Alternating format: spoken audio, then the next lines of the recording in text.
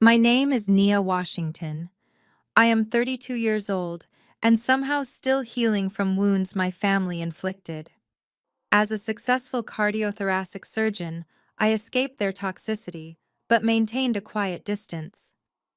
3 years ago, my little sister Chloe told our parents that I dropped out of medical school and stole her tuition money to fund a drug habit.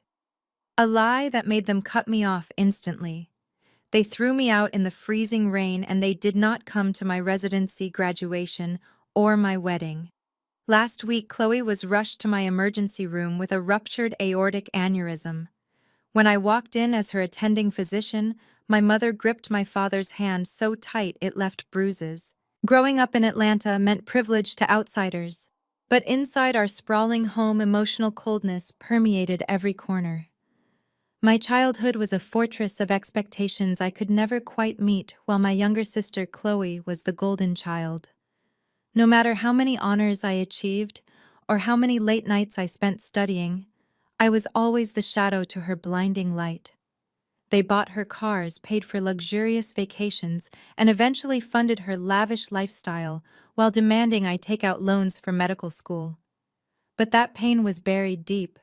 Today, I was just a surgeon trying to save lives. The continuous deafening alarm of a flatlining heart monitor pierced the chaotic air of the emergency room at Atlanta Medical Center. It was a Tuesday evening, typically busy, but the noise coming from Trauma Bay 1 drowned out everything else. I was down the hall reviewing a post-operative chart when the overhead speaker blared a code red. A ruptured aortic aneurysm. Time was not just ticking, it was evaporating. I sprinted toward the scrub room, right next to the trauma bay. Through the large glass windows, I could see the frantic movements of the trauma team, blood soaked through the sterile sheets, and standing right in the middle of the room, actively hindering the nurses, were my parents. Pastor Thomas Washington and First Lady Vivian Washington. They were fully dressed in their Sunday best, having just come from a midweek church banquet. My father wore a tailored charcoal suit, his pastoral cross gleaming under the harsh fluorescent lights. My mother was wrapped in a silk emerald dress, her pearls clinging to her neck like a shield. Even in the face of death, they carried themselves with an unbearable arrogance. "Do not touch her with those incompetent hands!" My father's baritone voice boomed over the alarms, echoing into the hallway. "I demand the chief of surgery immediately. Do you know who I am? I am Pastor Thomas Washington. You are going to kill my daughter. Get the head of this hospital down here right now." Nurse Jenkins, a veteran trauma nurse who had seen everything, was physically trying to push my father back. "Sir, you need to step out of the room. Your daughter is bleeding into her chest cavity. We need to stabilize her." My mother shoved Nurse Jenkins hard in the shoulder. "You will not speak to my husband that way. We are not leaving Chloe with a bunch of interns. Call the chief of surgery. We have the money. We want the best." I pushed through the swinging doors of the scrub room, turning on the water with my knee. I grabbed the heavy antibacterial sponge and began aggressively scrubbing my hands and forearms. The cold water felt grounding. I had not seen them in 3 years. 3 years of absolute silence. They had erased me from their lives the night they chose Chloe's vicious lie over my truth. Yet here they were, demanding the very person they had thrown away. I kept my eyes locked on the mirror above the sink. I took a deep, stabilizing breath. I was not the terrified, heartbroken girl they had kicked out into the storm. I was a professional. I was the person holding the scalpel. I kicked the door of Trauma Bay 1 open. The heavy thud of the door hitting the wall made everyone in the room freeze for a fraction of a second. I stepped into the room, my arms raised, water dripping from my elbows. A resident quickly approached and helped me into my sterile yellow gown, snapping it shut behind my neck. My father turned his head, his face red with rage, ready to scream at whoever had just entered. His eyes locked onto mine. The breath physically left his lungs. He stumbled backward, his shiny dress shoes squeaking loudly against the bloody linoleum floor. "Vivian." He choked out the word, grabbing my mother by the arm and spinning her around. My mother's face went from furious to completely pale in a matter of seconds. Her mouth opened, but no sound came out. She stared at me as if I were a ghost, She looked at my scrubs, at the stethoscope around my neck, and at the authoritative way the trauma team parted to let me through to the operating table. "Get her out of here!" My mother suddenly shrieked, the shock morphing back into absolute hatred. "Security! Somebody call security right now. She has no right to be here. She is a disgraceful addict. She is a thief. Get her away from my daughter." Her voice cracked as she lunged forward, extending her manicured hands as if she was going to rip the sterile gown right off my body. Two security guards who had already been called to deal with my parents' disruptive behavior grabbed my mother by the shoulders and forcefully pulled her back. "Unhand me," she screamed, kicking her heels against the floor. "Thomas, do something. Do not let that junkie touch our baby. She will kill Chloe for revenge. She stole from us. She is high right now. Look at her." My father puffed up his chest, trying to use his massive frame to intimidate the room. He pointed a trembling finger at my face. "Nia, if you take one step closer to that operating table, I will have you arrested. I will sue this entire hospital into the ground. You are not a doctor. You are a dropout, a failure. I know for a fact you do not have a medical license." I did not flinch. I did not raise my voice. I simply thrust my hands into the sterile gloves held open by the surgical tech. I snapped them over my wrists. I walked right past my screaming mother and my trembling father, stepping directly into the pool of Chloe's blood on the floor. I looked down at the table. Chloe was pale, her lips turning blue, her chest heaving sporadically as the ventilator forced air into her lungs. "BP is crashing, Dr. Washington." Nurse Jenkins said, her eyes fixed entirely on me, completely ignoring the screaming pastor in the corner. "Pressure is 60/40. We are losing her. Push 2 units of O negative and prep the massive transfusion protocol." I ordered, my voice steady, cutting through the chaos like a knife. "Get the OR ready. We have less than 10 minutes before her heart stops completely." "You are not listening to me," my mother shrieked again, fighting against the security guards. "This is my daughter. I have the right to refuse care. I refuse her. Get another surgeon." I finally stopped. I turned my head slowly and looked my mother dead in the eyes. The sheer volume of my silence commanded the entire room. Even the alarms seemed to quiet down under the weight of the tension. I looked at Nurse Jenkins. "Nurse Jenkins, would you please inform Pastor and First Lady Washington of the current surgical roster?" Nurse Jenkins stepped forward, her face a mask of pure professional ice. "Pastor Mrs. Washington, Dr. Nia Washington is our chief of cardiothoracic surgery. She is the youngest chief this hospital has ever had. She is the only board-certified trauma surgeon in the state of Georgia who specializes in complex aortic ruptures.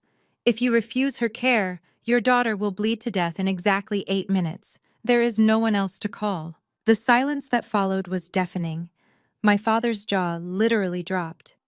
The man who made his living giving booming sermons to 10,000 people every Sunday was completely speechless. The realization hit him like a physical blow to the stomach. The daughter he had thrown away like trash, the daughter he had slandered to his entire congregation, the daughter he swore would end up dead in a gutter, was the only human being on earth who could save his golden child. My mother stopped struggling against the guards. Her knees buckled slightly, her silk dress crumpling as she slumped against my father. She looked at my badge, the shiny gold lettering that read, "Dr. Nia Washington, Chief of Surgery." She stared at it as if it were written in a foreign language. Her breathing became shallow and panicked. I turned my attention back to my patient. I grabbed a penlight and checked Chloe's pupils, sluggish but reactive. I reached out and took the surgical consent clipboard from the resident's hands. I turned back around and held it out directly toward my father. "You wanted the chief of surgery, Pastor Thomas." I said, my voice carrying no warmth, no familial affection, just absolute clinical detachment. "You got her. Now you have exactly 3 minutes to sign this consent form. If you do not sign it, I will walk out of this room, I will grab a cup of coffee, and I will call the coroner instead of the anesthesiologist. The choice is yours." My father's large manicured hands reached out, hovering over the clipboard. He looked at me, searching my eyes for the scared little girl he had banished into the freezing rain 3 years ago. He was looking for the daughter who had begged him to believe her, who had cried on the front porch while he changed the locks. But he found nothing. My eyes were entirely vacant of any emotion toward him. I had excised him from my heart with the same precision I used in the operating room. "Nia, please." My mother whimpered, her voice entirely stripped of its former venom. She reached out to touch my arm, but I took a calculated step back, avoiding her grasp, as if she were carrying a contagious disease. "Do not touch my sterile gown, Vivian," I commanded sharply. The use of her first name hit her harder than a physical slap. She recoiled, covering her mouth with her hands. I tapped the pen against the metal clip of the board. "Tick-tock, Pastor. 2 minutes. Every second you spend hesitating is another ounce of blood your daughter loses. Do you want to pray about it, or do you want to act?" He snatched the pen from my hand. He hastily scribbled his signature on the bottom line, the paper tearing slightly under the pressure of his violent handwriting. He shoved the clipboard back into my chest, his eyes burning with a mix of utter humiliation and profound hatred. "If she dies on that table," he whispered, his voice trembling with dark malice, "I will destroy you. I will make sure you never practice medicine again." I smiled. It was a cold, terrifying smile. I handed the clipboard to Nurse Jenkins. "If she dies on that table, Thomas, it will be because her body gave out. But if she lives, it will be because I decided to save her. And do not ever threaten me in my hospital again." I turned my back on them. "Let us move her. Now," I shouted to the trauma team. The room erupted into synchronized action. The residents and nurses grabbed the rails of the gurney, pushing it forward with maximum speed. I walked ahead of them, my clogs clicking sharply against the tile floor. We burst out of the trauma bay, leaving my parents standing alone in the middle of a blood-stained room, completely stripped of their power, their pride, and their illusions. They were no longer the esteemed leaders of a megachurch. They were just two terrified people who had just realized they were entirely at the mercy of the daughter they had discarded. The heavy double doors of the surgical wing swung shut behind my team, but the peace lasted for exactly 4 seconds. The sound of heavy footsteps pounding against the polished linoleum echoed down the corridor. My father had recovered from his initial paralysis and was now fueled entirely by wounded pride and sheer desperation. He physically pushed past the security guards stationed at the surgical perimeter, breaking every hospital protocol in the book. "Stop right there!" His baritone voice vibrated off the walls. "I am not finished with you." He caught up to us in the pre-operative staging area, just as we were transferring Chloe from the transport gurney to the operating table. The anesthesia team was already prepping the intubation tray. My mother was trailing right behind him, frantically clutching her silk purse and gasping for air. Her emerald dress swished loudly as she marched into the restricted zone. "You are not cutting into my daughter." My father pointed a trembling finger at me. "There has been a massive administrative mistake here. I know for a fact that you dropped out of medical school 3 years ago. You do not have the credentials to be a chief of surgery. You must have falsified your records. I demand to see the board of directors. Dr. Washington, we need to intubate immediately," the lead anesthesiologist said, ignoring my father completely and looking directly at me. "Do it," I ordered. "Do not touch her." My father roared, taking another aggressive step forward. "I am Pastor Thomas Washington. I lead a congregation of 10,000 people. I play golf with the mayor. I have the best lawyers in Atlanta on speed dial. I am revoking my consent right now. I demand you bring me the hospital administrator. I will sue this entire facility into bankruptcy if you let this drug addict touch my child." The sheer audacity of his delusion was almost impressive. Even with his golden child bleeding to death from the inside out, his primary concern was maintaining absolute control. He could not stomach the reality that the daughter he had cast out was now holding the ultimate power over his family. He wanted to bend reality to fit his narrative. I turned away from the operating table. I walked slowly toward my father, closing the distance until I was standing directly in his personal space. I looked up into his eyes. For 29 years I had cowered under that gaze. I used to tremble when he raised his voice. But today I felt absolutely nothing but clinical detachment. "You want to revoke your consent, Pastor?" I asked, my voice dangerously quiet. Yes. He spat back, his chest heaving. Get me a real doctor. I snapped my fingers at the circulating nurse. Nurse, please print a standard against medical advice, discharge form, and a liability waiver. Pastor Washington is choosing to let his daughter die. My father flinched. What are you talking about? I leaned in closer. I am the only board-certified cardiothoracic trauma surgeon in this hospital tonight. The next closest specialist is at Emory, and it will take a helicopter 45 minutes to get her there. She does not have 45 minutes. She has about 4, so you can revoke your consent. But you have exactly 3 minutes to sign the liability waiver, or I will call the coroner right now instead of the anesthesiologist to declare time of death. My father swallowed hard. The veins in his neck bulged against his starched white collar. His bluff had been called in the most spectacular fashion possible. He looked past me at the monitors. Chloe's blood pressure was dangerously low. The rhythmic beeping was frantic and entirely unstable. This is a trick. My mother shrieked, stepping out from behind my father. Her pristine emerald dress was now stained with a few drops of her daughter's blood from leaning over the gurney earlier. She pointed a manicured nail directly at my face. You are doing this on purpose. You are trying to punish us for the past. Vivian, please step back, I said coldly. Do not tell me what to do. She hissed, her eyes wild with panic and venom. After what you did to us, you owe us. After you broke our hearts, you owe us her life. We gave you everything. We raised you. We put a roof over your head. We paid for your undergraduate degree.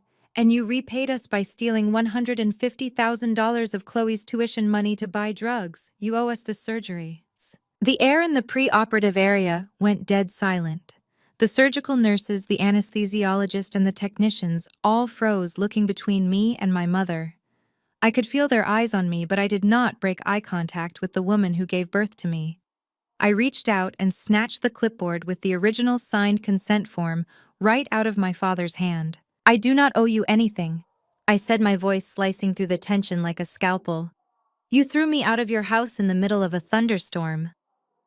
You stood on your manicured porch and watched me walk 3 miles to a gas station with nothing but the clothes on my back. You did not even let me grab my winter coat. You canceled my phone plan while I was still walking. You froze my bank account. You did not ask for my side of the story. You did not ask for bank statements. You just took the word of your perfect little angel over mine. My mother's breath hitched. She opened her mouth to argue, but I cut her off instantly. So do not stand in my operating room and talk to me about family obligations. I do not owe you loyalty. I do not owe you forgiveness. But I took a medical oath. I swore to do no harm and to save lives regardless of who is lying on my table. I took an oath, Vivian. It is just too bad you and the good pastor never took yours seriously. My mother visibly recoiled as if she had been physically struck by my words. Her hand flew to her chest, clutching her pearls tightly. She looked at my father for backup, but he was completely silent, staring blankly at the floor. The righteous indignation had been thoroughly drained out of him, leaving only the pathetic reality of his current situation. I turned to the hospital security guards who had followed them down the hall. Escort the pastor and his wife to the surgical waiting room.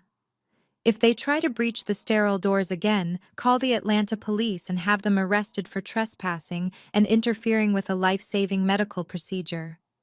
Yes, Dr. Washington, the taller guard said, stepping forward and grabbing my father firmly by the arm. Let us go, sir. My father did not resist this time.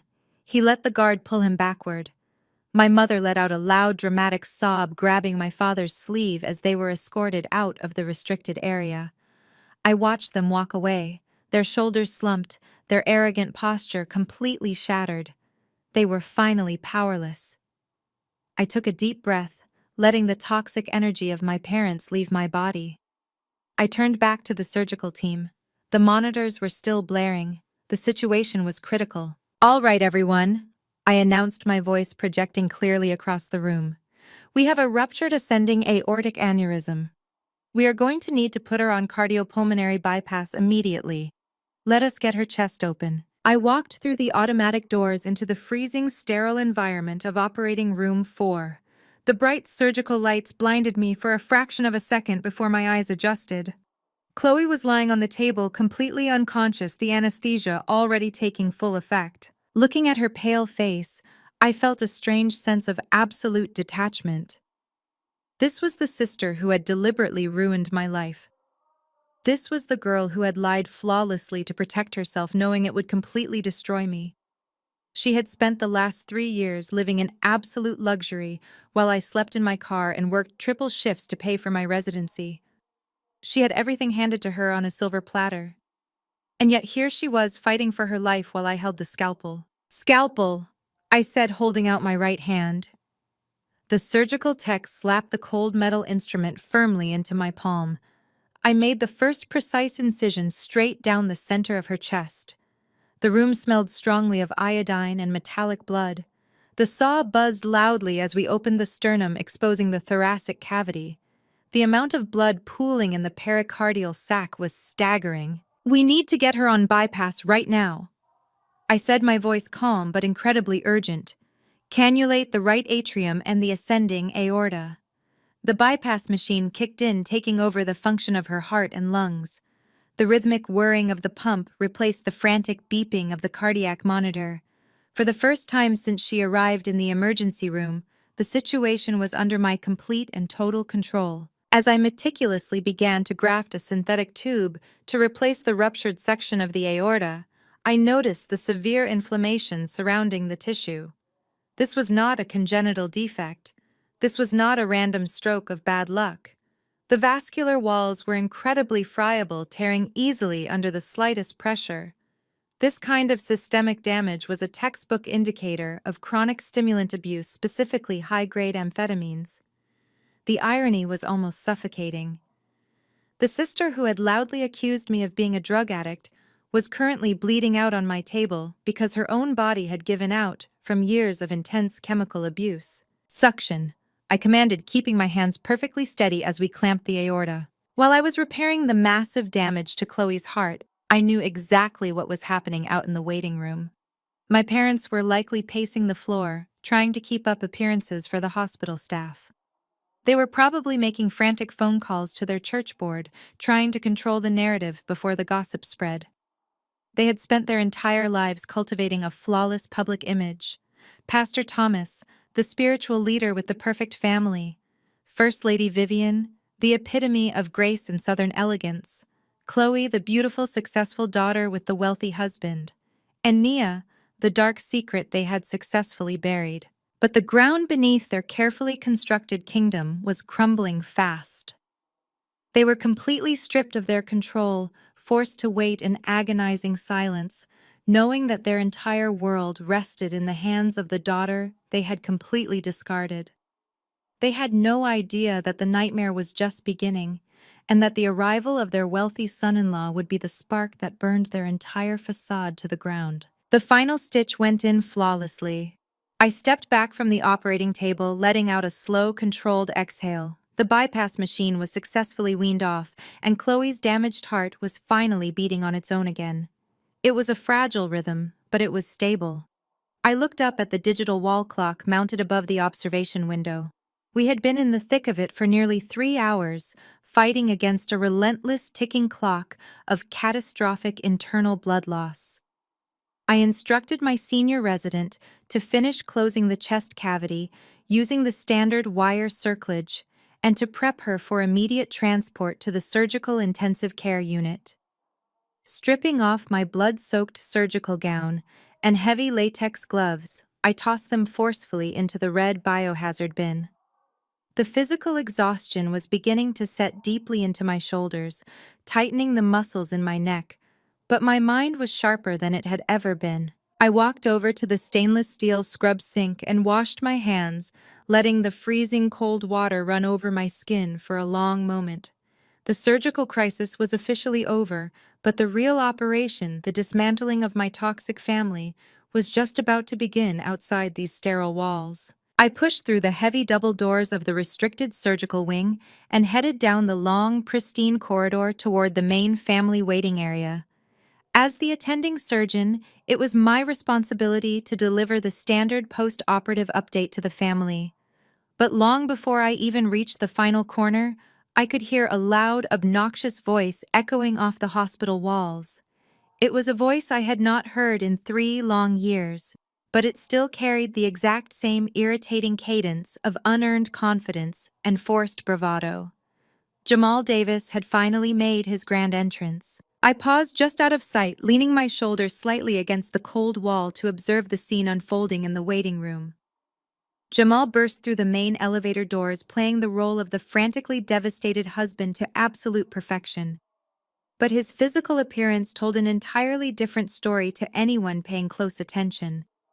He was wearing a designer suit, but the fabric was heavily wrinkled and creased, as if he had been sitting slouched in a smoky lounge for the past 5 hours.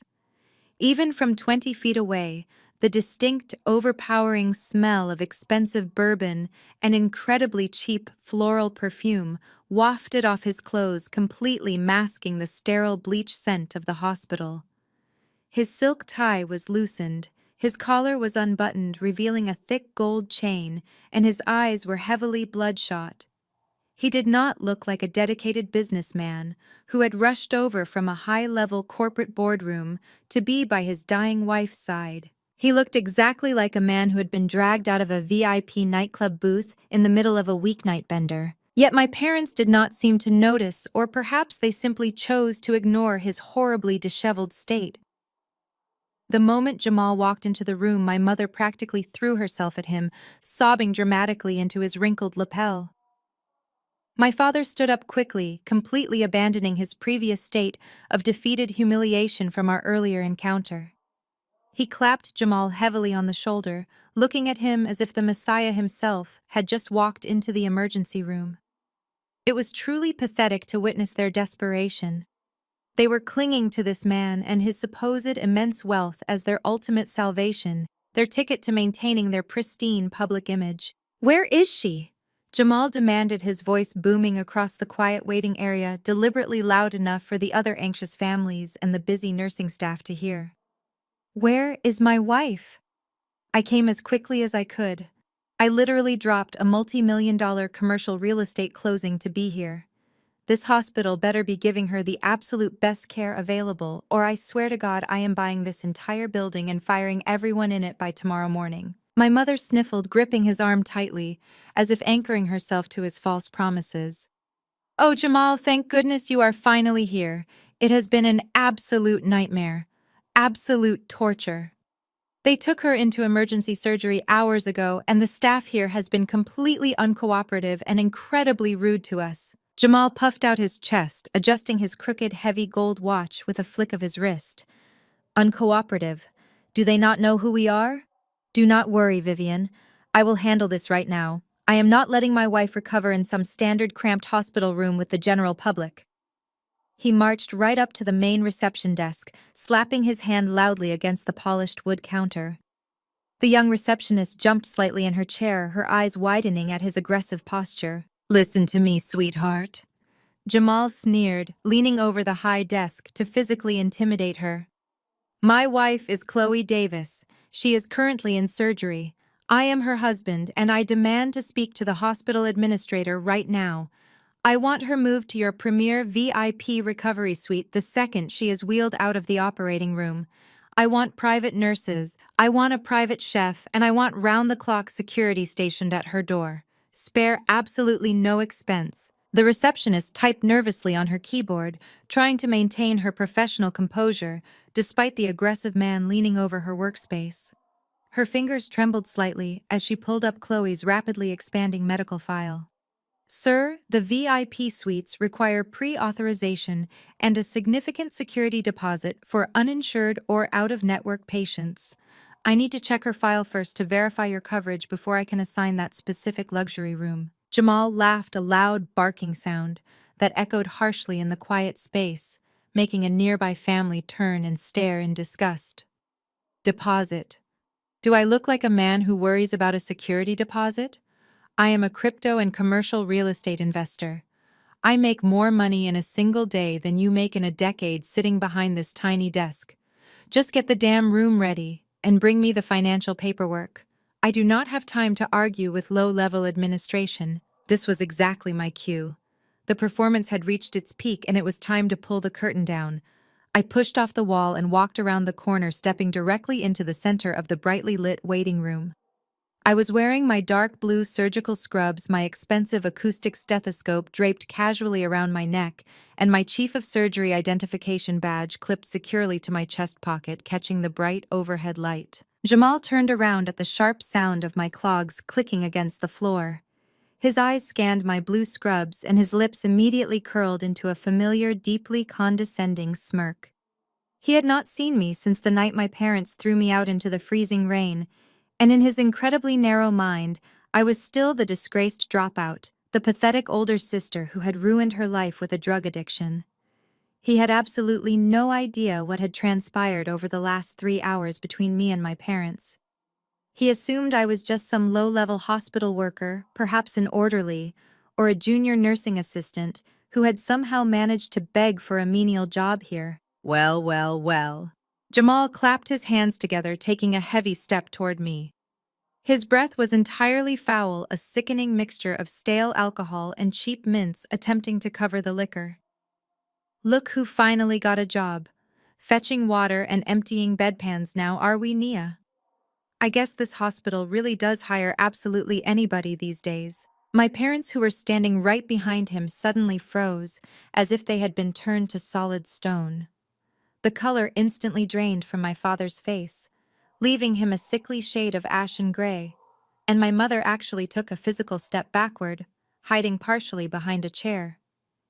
They knew exactly who I was in this hospital now, but they were far too paralyzed by their own profound shame to warn their golden son-in-law. Jamal, completely oblivious to the sudden sheer terror radiating from my parents, kept talking, his voice dripping with arrogant sarcasm. Since you work here now, why do not you make yourself useful for once in your miserable life? Run down to the cafeteria and get my mother-in-law a fresh hot coffee. Then go tell your boss that Jamal Davis is here and I am paying cash for my wife's VIP suite. Chop chop, little nurse. I did not flinch. I did not raise my voice in anger. I simply stood there radiating an aura of complete and utter professional dominance. I looked him up and down, taking in the cheap synthetic fabric of his supposedly designer suit, the scuffed leather of his unpolished shoes, and the desperate hollow look in his eyes that only a con artist wears when his massive lies are finally about to catch up with him. I reached into the front pocket of my scrub top and pulled out the preliminary hospital billing clipboard. I had personally asked the finance department to run the initial numbers while my resident was closing Chloe's chest. I took 2 slow, deliberate steps forward, closing the distance between us until he had to look down slightly to meet my unwavering gaze. I held my ground with the posture of someone who owned the very floor he was standing on. I simply smiled. It was a sharp, terrifyingly predatory smile that did not reach my cold eyes.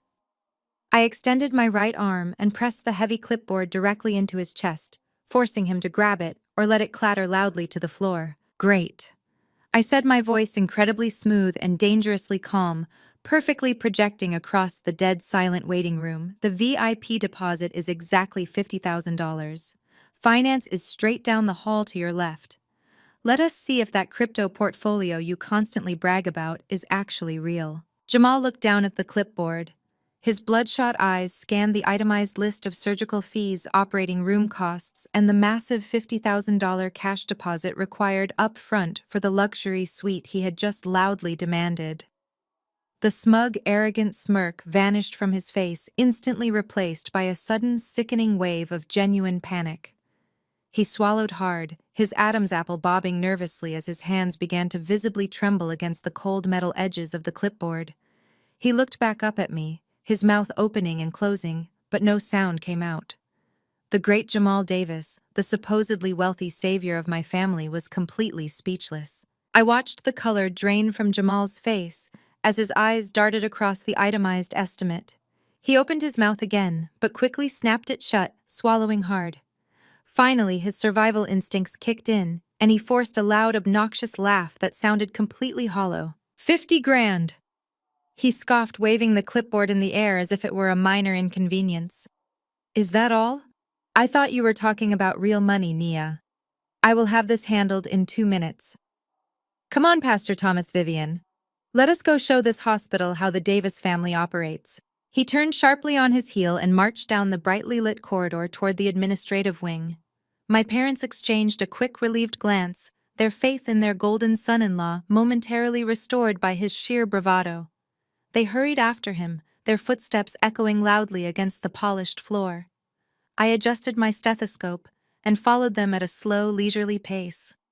I had no intention of missing the impending collision between Jamal's massive ego and cold, hard reality. The finance department was located at the end of the hall behind a wide glass partition. Several administrative clerks sat behind computers processing admissions and discharges.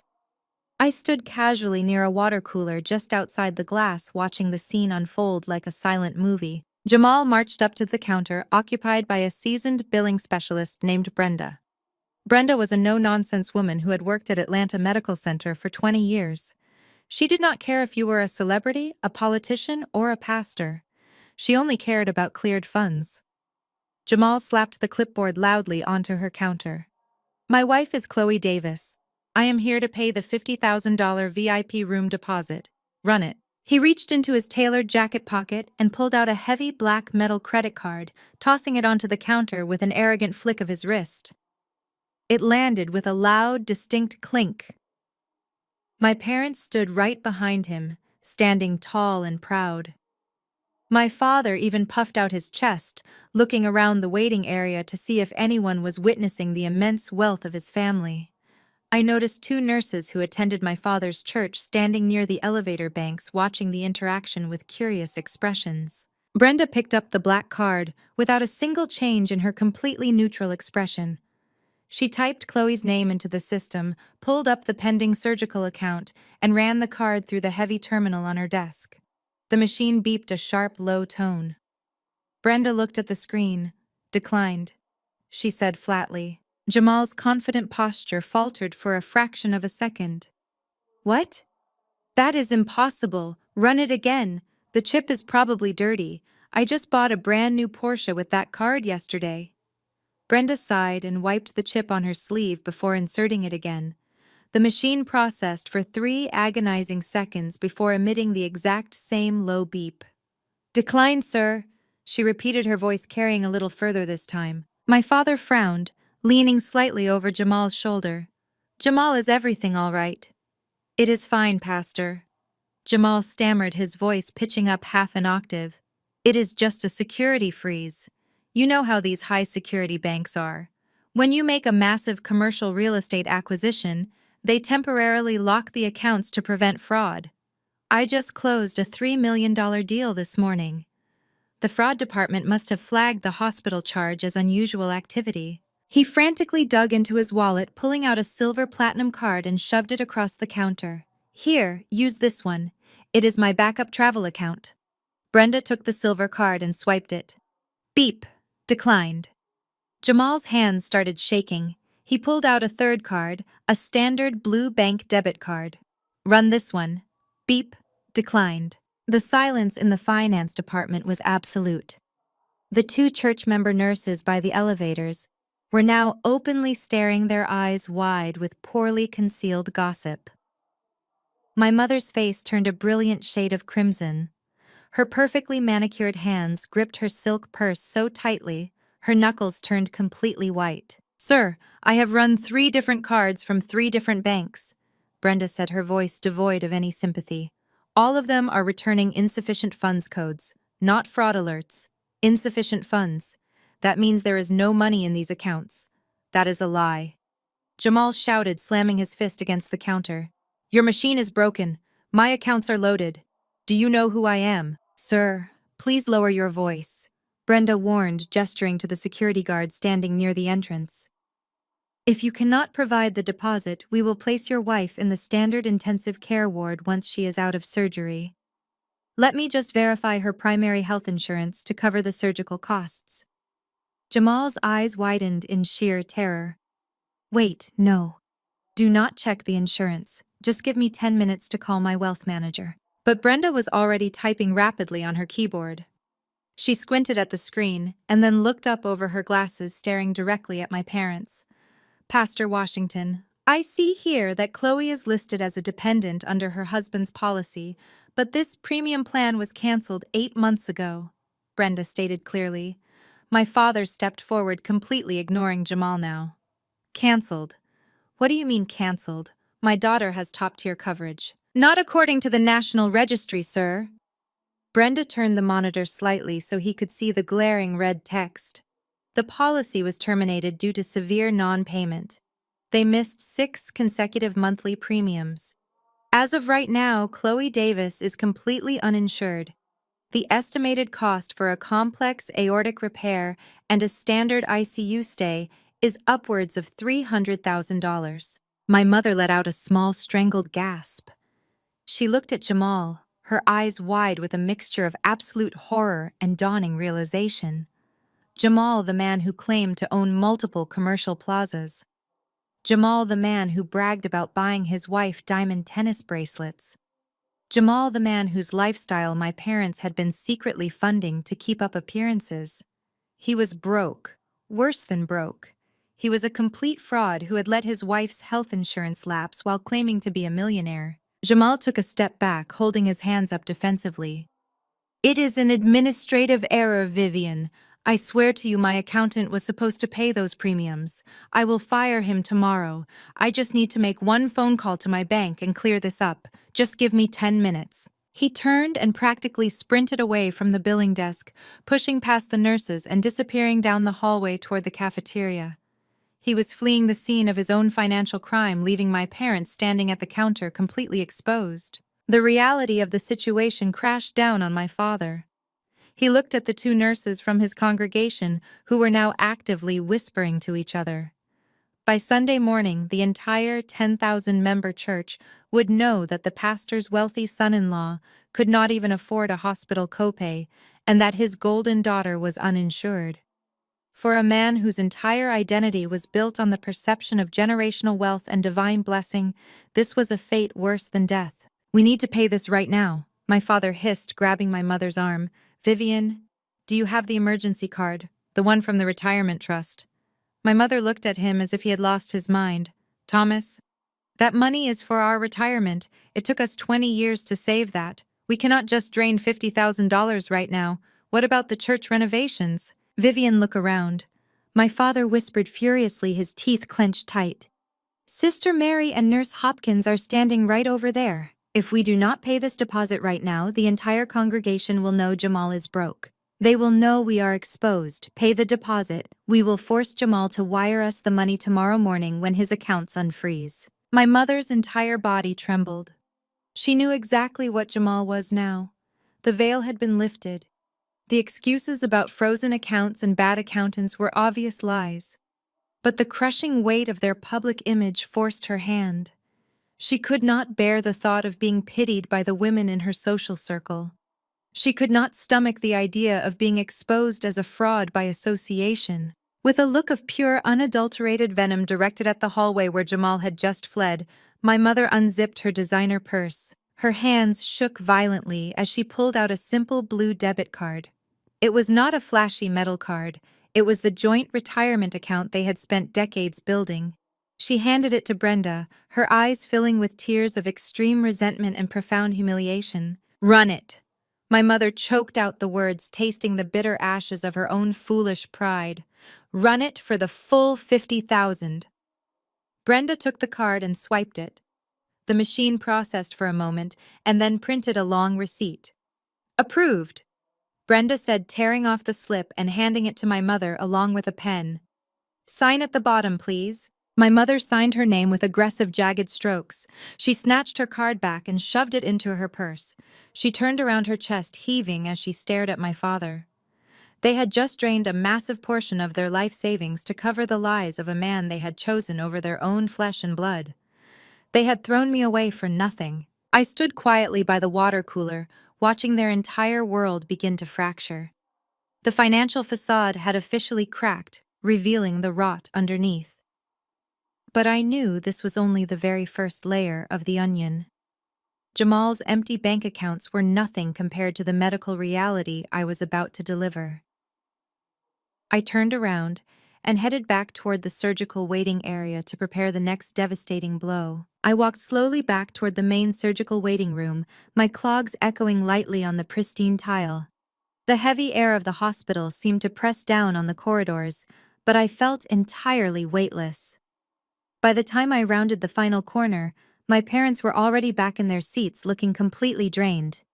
My father was staring blankly at the beige wall, his posture slumped. My mother was clutching her expensive leather purse to her chest as if it were a life preserver. Jamal had slinked back into the room looking like a cornered animal, his previous bravado entirely evaporated. He sat as far away from my parents as the seating arrangement allowed, frantically tapping his foot against the floor and staring at his silent phone. The tension in the room was so thick you could cut it with a scalpel. They were a shattered portrait of a perfect family struggling to maintain the illusion that they were not drowning. I stepped into the center of the room holding a thick manila folder containing Chloe's post-operative charts and the official laboratory results. My presence immediately commanded their attention. My father stood up, his face a mixture of lingering resentment and desperate anxiety. My mother simply stared at me, her eyes red-rimmed and exhausted. Jamal finally looked up, a nervous sweat breaking out across his forehead. They were waiting for me to tell them that their golden child was safely on the road to recovery, so they could pack up their remaining pride and go home. But I was not there to offer them false comfort. I was there to deliver the absolute truth. The surgery was a success. I said, my voice completely devoid of any familial warmth. I replaced the ruptured section of her ascending aorta with a synthetic graft. She is currently stabilized and being transferred to the surgical intensive care unit. She will remain on a ventilator for the next 24 hours to monitor her cardiac output and ensure the graft holds. My mother let out a loud, dramatic sigh of relief, pressing her hand against her chest. Oh, thank God. Thank you, Jesus. She closed her eyes and tilted her head back, whispering a prayer of gratitude. My father visibly relaxed his shoulders, dropping 2 inches. He looked at me, expecting the conversation to be over, expecting to resume his role as the untouchable patriarch now that the immediate physical danger had passed. But I did not break eye contact with him, and I did not step away. I took a step closer, holding the manila folder.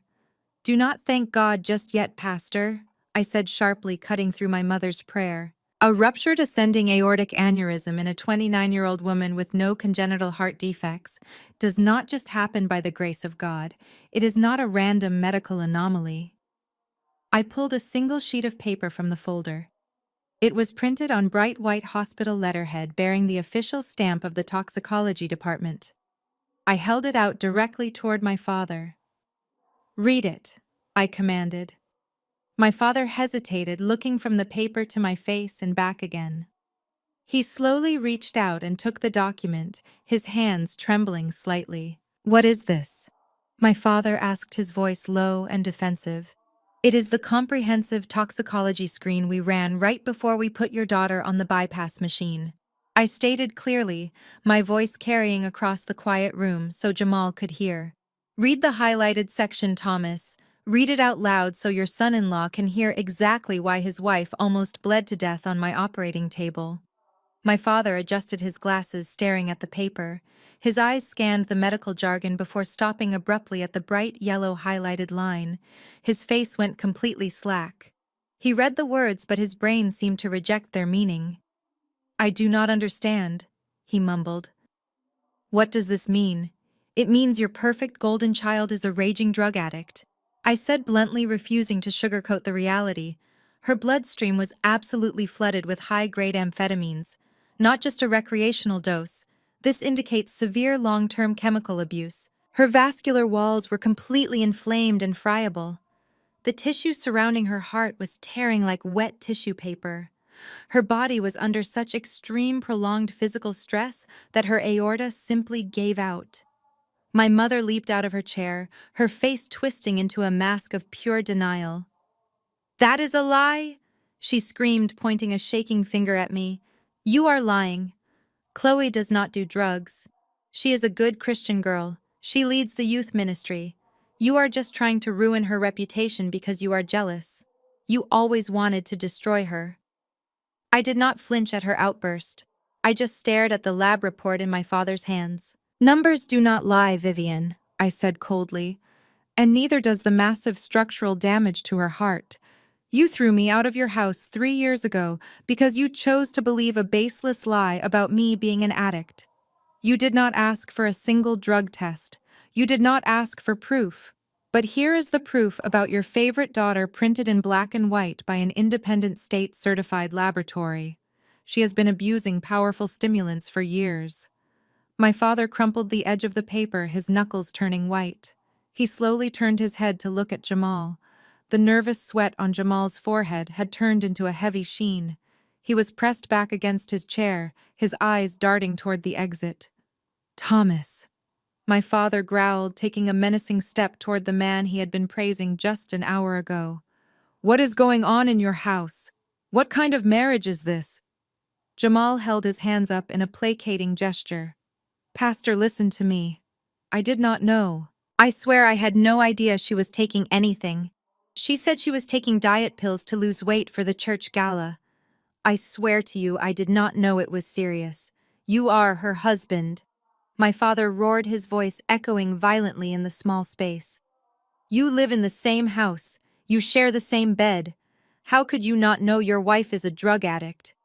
My father advanced on Jamal, grabbing the lapels of his wrinkled designer suit and hauling him roughly to his feet. You are supposed to be providing for her. My father yelled, shaking Jamal violently. Instead, you let her insurance lapse and turn into an addict right under your nose. What kind of man are you? The sheer terror of being exposed pushed him over the edge into aggressive retaliation. He shoved my father backward, breaking his grip. Do not you dare look at me and judge my marriage! Jamal shouted, his face twisted in ugly rage. You want to know why she is stressed out. You want to know why she is swallowing pills to keep herself awake and functioning. It is because of you two. My parents froze, stunned by the sudden vicious counterattack. Jamal pointed an accusing finger directly at my mother. She has been stressed because you two parasites will not stop begging us for money. Every single week it is another sob story. You need 10,000 for the church roof.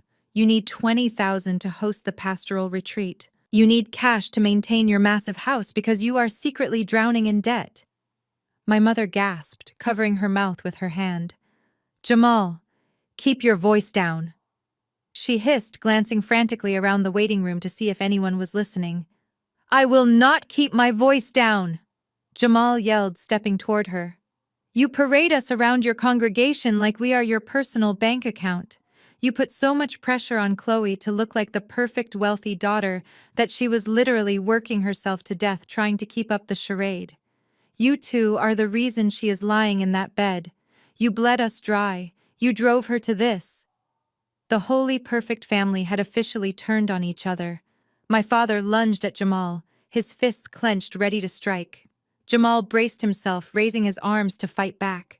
My mother screamed, trying to pull them apart, her silk dress tearing at the seam. They were eating each other alive right there in the waiting room, destroying their public image. I watched the chaos unfold, my face a mask of calm indifference. The first domino had fallen, and the entire kingdom was collapsing exactly as it was meant to. I did not need to raise my voice to destroy them. They were doing the work for me, tearing down their own empire of lies brick by miserable brick. Jamal abruptly backed away from my father, pushing his hands through his messy hair. He turned on his heel and stormed to the far corner of the waiting room, sinking into a vinyl chair and burying his face in his hands.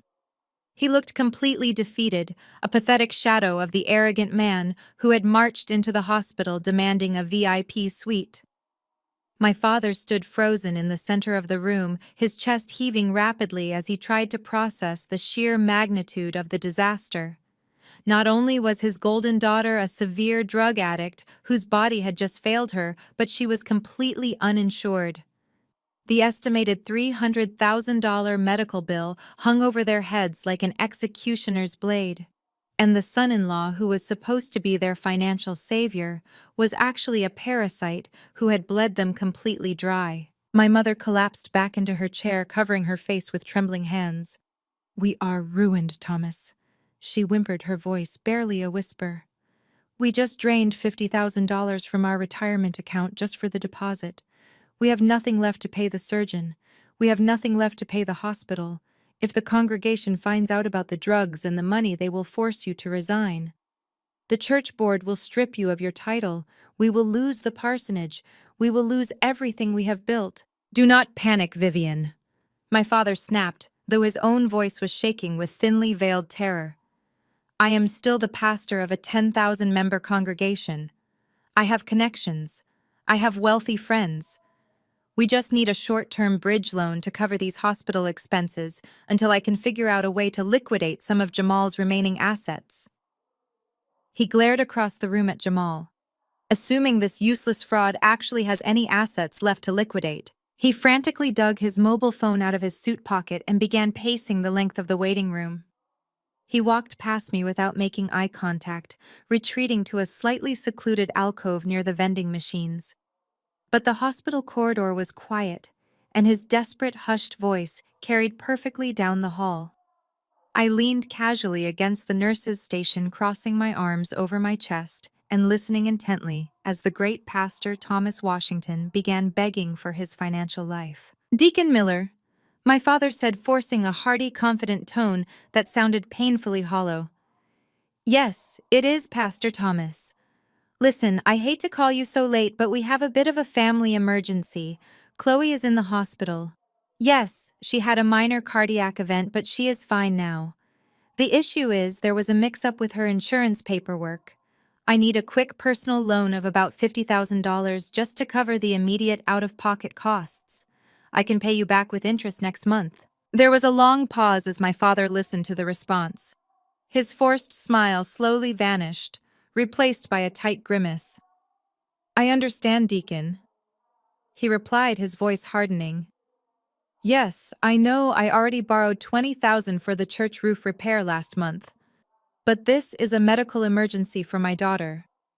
Are you sure you cannot extend a line of credit?" "Hello?" He pulled the phone away from his ear, staring at the screen in disbelief. Deacon Miller had hung up on him. My father cursed under his breath, swiping furiously on his screen to find the next contact. He dialed another number, pacing faster now, his leather shoes squeaking sharply against the polished floor. "Brother Harrison," he started again, his tone slightly more desperate this time. "Yes, Pastor Thomas here. I am in a bind. I need to ask a massive favor. I need to borrow some cash tonight. Yes, I know about the previous loan. Listen, Harrison, I am good for it.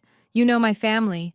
We have generational wealth, we have properties." I listened as the conversation dragged on, the rejections becoming more blunt. Through his increasingly agitated whispers, the ugly truth of their financial ruins spilled out into the open. My parents had spent the last 3 years systematically draining their own wealth to maintain their pristine public image. They had secretly bailed out Jamal on 3 separate occasions when his supposed real estate flips had completely failed. They had taken out loans from their own church deacons, using the church building fund as collateral to keep Jamal's fake crypto investment firm afloat. They did all of this simply because they could not bear the social embarrassment of admitting their perfect daughter had married a con artist. They chose to finance a lie rather than face the truth. And now the well was completely dry. "Harrison, please listen to me," my father begged, his voice cracking. "If I do not come up with the rest of the money, this hospital is going to put a lien on my house. They are going to transfer my daughter to a public charity ward. I cannot let the community see her in a public ward. Just 10,000, 5,000, anything you can spare. I will preach whatever sermon you want on Sunday. I will put you on the executive board." Another pause followed by another agonizing rejection. My father slammed his fist against the vending machine, making the glass rattle loudly. He made 5 more phone calls. He called his fraternity brothers from college. He called local politicians he had endorsed. He even called a rival pastor across town, attempting to leverage some old favors. Every single one of them said no. The word had clearly already spread through their tight-knit social circles. People knew the Washington family was financially toxic. They knew my father was over-leveraged. The illusion of their massive generational wealth had finally shattered, and the rats were abandoning the sinking ship faster than he could dial their numbers. I watched him shrink with every single phone call. He was no longer the imposing spiritual leader who commanded thousands of people every Sunday. He was a broken, desperate old man, standing in a hospital hallway, begging for scraps from men who used to kiss his ring. This was the man who had looked me in the eye 3 years ago and told me I was a worthless drain on his resources. This was the man who had changed the locks on the front door while I stood on the porch in the freezing rain, begging him to look at my bank statements and see that I did not steal Chloe's tuition money. He had felt so powerful that night, completely secure in his wealth and his righteous judgment.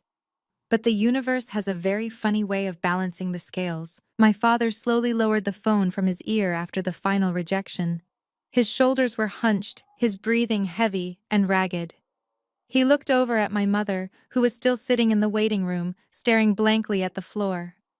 She had heard enough of his hushed pleading to know that no one was coming to save them. They were entirely alone, trapped in a nightmare of their own making. I stepped away from the nurse's station and walked slowly toward him, making sure my clogs clicked loudly on the tile. He looked up at me, his eyes filled with a mixture of profound exhaustion and simmering rage.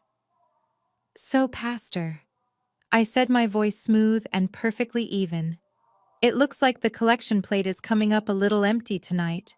Perhaps you should try praying a little harder. I hear the Lord provides for those who live righteous, honest lives." That was the final straw. The sheer humiliation of being mocked by the daughter he despised, coupled with the catastrophic destruction of his entire social standing, broke whatever remaining shred of self-control he possessed. His face contorted into a mask of pure, unadulterated fury. He let out a primal roar of frustration, lifting his expensive smartphone above his head and hurling it violently down the hallway. The device smashed directly into the solid concrete wall with a loud explosive crack, shattering into dozens of sharp pieces. The screen splintered and the plastic casing scattered across the polished floor, skidding all the way to the heavy double doors at the end of the corridor. My mother screamed at the sudden violent noise, jumping up from her chair. Jamal flinched, retreating further into his corner, terrified that my father's wrath would suddenly turn back onto him. Several nurses popped their heads out of the nearby triage rooms, their eyes wide with alarm. The heavy silence that followed the crash was deafening. My father stood there, his chest heaving, his hands clenched into tight fists, staring at the broken pieces of his phone, as if they represented his entire shattered life. But the silence did not last long. The heavy double doors at the end of the hallway swung open with a smooth, authoritative swoosh. The sound of confident, measured footsteps echoed down the corridor, completely cutting through the tension. I did not need to turn around to know exactly who had just arrived. I recognized that steady, purposeful stride anywhere. A tall, impeccably dressed man stepped into the brightly lit hallway. He was wearing a dark charcoal suit cut flawlessly to his broad shoulders, a crisp white shirt, and a deep crimson tie. His polished Oxford shoes clicked with absolute precision against the tile, stepping right over the shattered remains of my father's phone without even glancing down. Flanking him on either side were two massive hospital security guards, their hands resting casually near their utility belts. It was Andre Jackson. He was the director of legal affairs for the entire Atlanta Medical Center network, a former corporate litigator who specialized in dismantling massive financial frauds, and most importantly, he was my incredibly brilliant, fiercely protective husband. My parents had absolutely no idea who he was. When Andre and I got married 2 years ago in a beautiful, intimate ceremony surrounded by our chosen family, we had mailed an invitation to my parents' home out of a fleeting sense of obligation. They had returned the envelope unopened with the words, "Return to sender." Not at this address, scribbled aggressively in my father's handwriting across the front. They had refused to acknowledge his existence, completely ignoring the fact that I had married one of the most powerful legal minds in the city. Now he was standing right in front of them, radiating an aura of absolute authority and cold, calculating power. He held a thick, pristine leather folder tucked neatly under his left arm. He stopped a few feet away from my father, looking at the older man with an expression of mild disgust, as if he were inspecting a particularly unpleasant stain on the hospital floor. Pastor Thomas Washington. Andre said, his voice a deep, resonant baritone that commanded instant respect. He did not ask it as a question. It was a statement of fact. My father quickly tried to compose himself, wiping the sweat from his forehead and puffing out his chest in a desperate attempt to reclaim some of his lost dignity. Yes, I am Pastor Washington. And who exactly are you? Are you hospital administration? Because I demand an explanation for the unacceptable treatment my family has received in this facility tonight. Andre did not smile. He simply raised an eyebrow, looking my father up and down. No, Pastor. I am not general administration. I am the man who is about to explain exactly how much trouble your family is really in. My father narrowed his eyes at the man standing before him. To Pastor Thomas Washington, anyone wearing a suit in a hospital was either a grieving relative or a bureaucrat looking to collect a debt. Given the frantic phone calls he had just made, and the massive uninsured medical bill looming over his head, he immediately assumed Andre was the latter.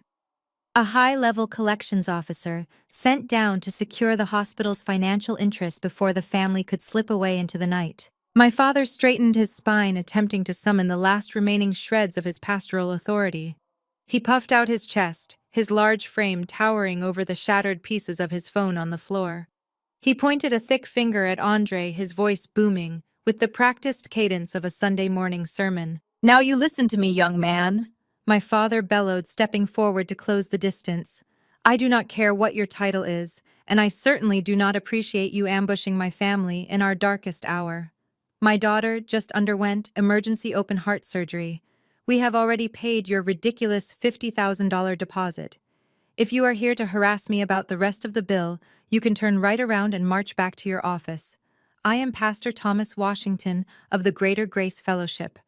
I shepherd a flock of 10,000 souls in this city. You will not intimidate me with your legal threats. We will set up a payment plan when my accountant reviews the itemized charges on Monday morning." Andre did not flinch. He did not step back. He simply watched my father with the calm, analytical gaze of a predator, observing a particularly loud but entirely harmless prey. He let my father finish his grand speech, allowing the empty threats to hang in the sterile hospital air for a long, uncomfortable moment. Then Andre slowly opened his pristine leather folder. "I assure you, Pastor, I am not here to negotiate a payment plan." Andre said, his voice dangerously quiet, forcing my father to lean in slightly to hear him. "And I am not here to collect a debt. At least not the one you are currently thinking about." My mother stepped out from behind my father, her eyes darting nervously between the two men. "Then who are you?" she demanded, her voice shrill and trembling. "Why are you harassing us? We do not even know you." Andre slowly closed the folder and looked directly at my mother. The corners of his mouth twitched upward in a humorless smile. "That is entirely your own fault, Vivian," Andre replied smoothly. "You would know exactly who I am if you had bothered to open your mail 2 years ago." My parents exchanged a confused, panicked look.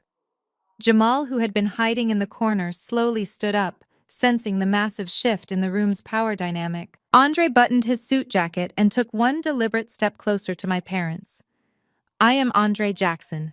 I am the Director of Legal Affairs for the Atlanta Medical Center Network. But more importantly, I am the man whose wedding invitations you so graciously returned to sender with the words, 'Not at this address,' scribbled across the front in red ink. I am Nia Washington's husband." The reaction was instantaneous and entirely physical.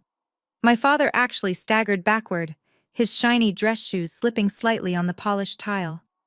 All the air left his lungs in a sudden sharp wheeze. His face drained of whatever color had returned, leaving him looking sickly and incredibly old. My mother gasped, covering her mouth with both hands, her eyes wide with unadulterated shock. They stared at Andre, absorbing the reality of his custom-tailored suit, his confident posture, and the immense institutional power he represented.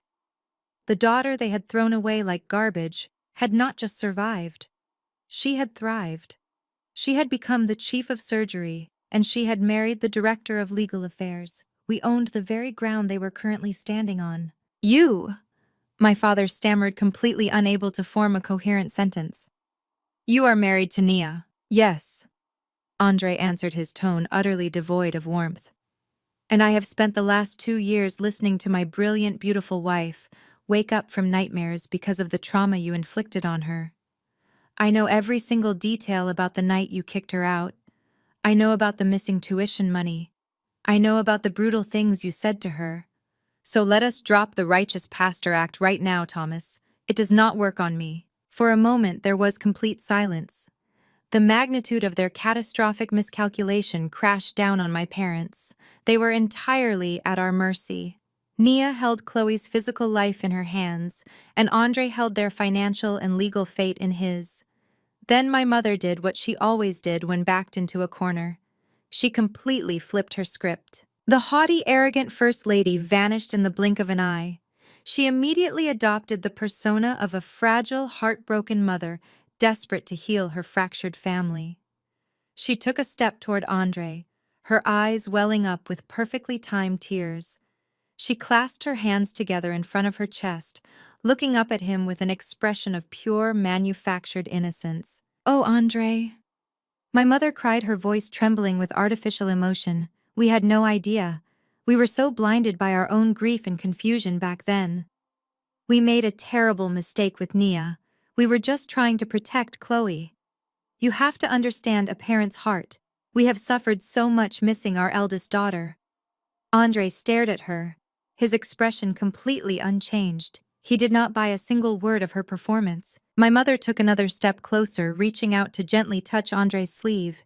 He smoothly shifted his arm, completely avoiding her grasp. She awkwardly pulled her hand back but kept pushing forward with her manipulation. "We are family, Andre," she pleaded, her voice dripping with sickly sweet desperation. "You are our son-in-law. Family is everything. God tells us to forgive those who trespass against us. We need to heal this rift. We need to come together right now to support Chloe. And Andre, we are in such a terrible financial bind. Jamal's accounts are frozen. The medical bills are going to be astronomical. Surely, as the legal director and as our family, you can speak to the hospital board. You can have these mounting surgical fees waived. It would be a gesture of goodwill, a fresh start for all of us." My father quickly caught on to her strategy. He nodded vigorously, straightening his posture and attempting a weak conciliatory smile. "Yes, Andre, Vivian is absolutely right. We are all men of God here. We need to focus on forgiveness. If you could just make this massive hospital bill disappear, we can put the past behind us. We can welcome you and Nia back into the family with open arms. We will even host a special dinner at the parsonage in your honor." The sheer audacity of their request was staggering.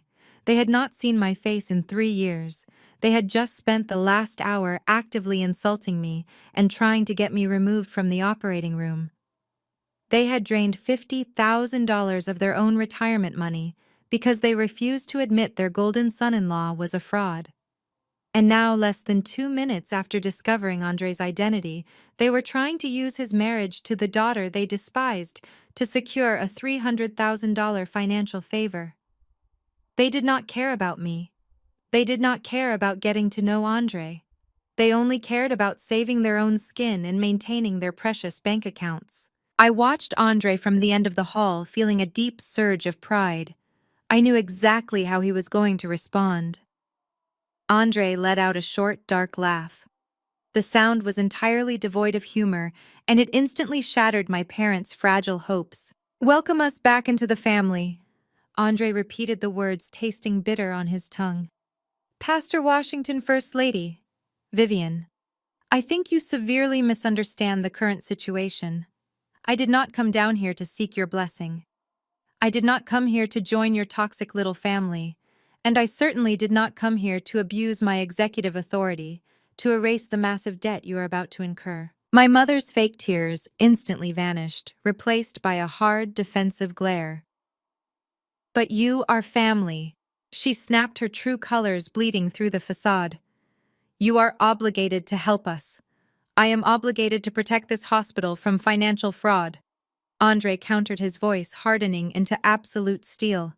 And right now, your family represents a massive liability. Andre turned his gaze past my parents, locking eyes with Jamal, who was still cowering in the corner.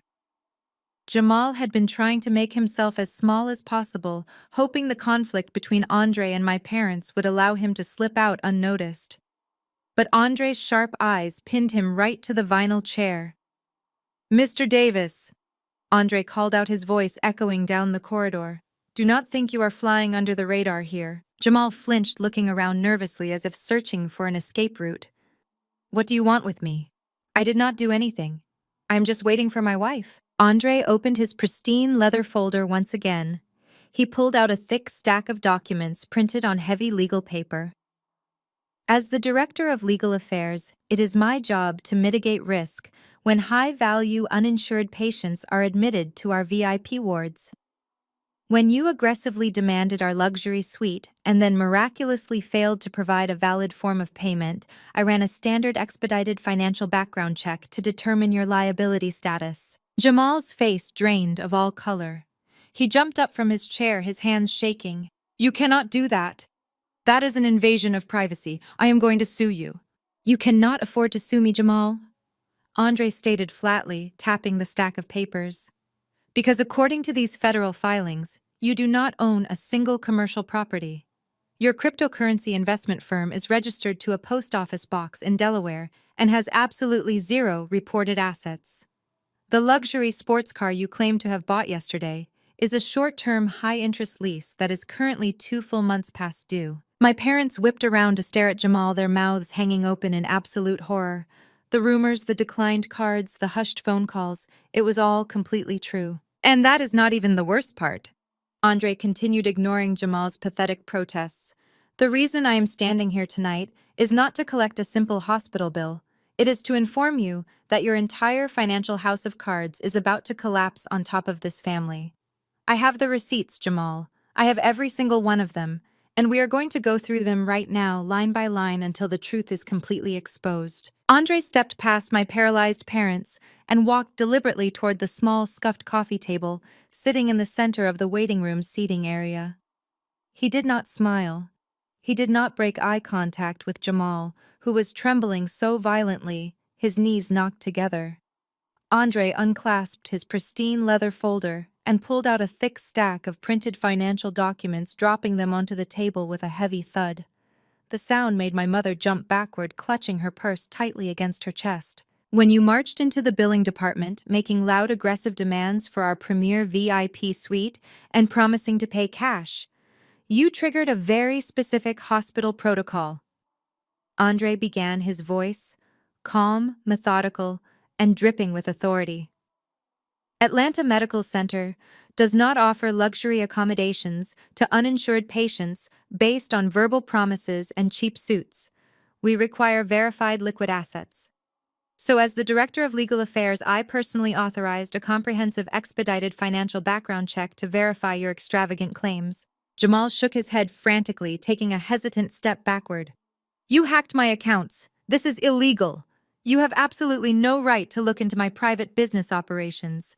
I will have your job for this." Andre let out a cold, dismissive breath, completely unbothered by the empty threat. "It is completely legal, Jamal, when you explicitly offer your non-existent assets as collateral for a $300,000 medical procedure. Everything in this file is public record if you know where to look. And what our investigators found was not a commercial real estate empire.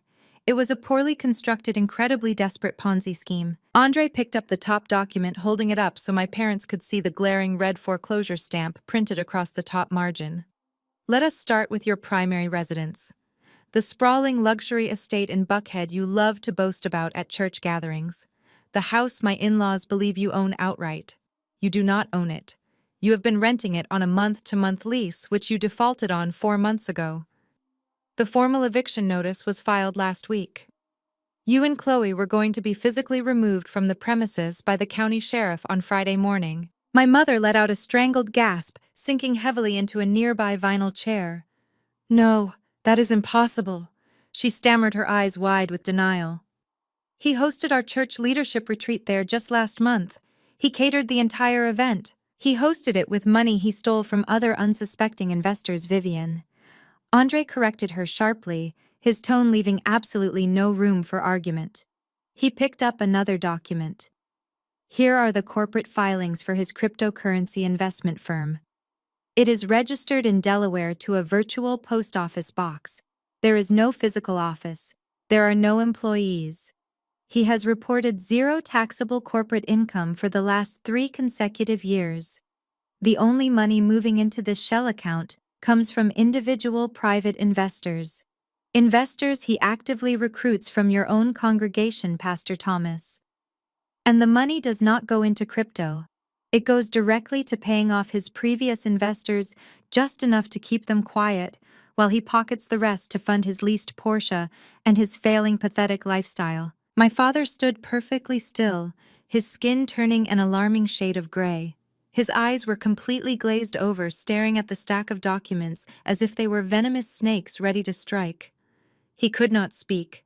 The cognitive dissonance was simply too massive for his brain to process. Andre kept going, mercilessly peeling back the layers of Jamal's pathetic fraud. Your credit score is hovering in the low 400s. You have 3 different civil judgments against you for unpaid contractor fees.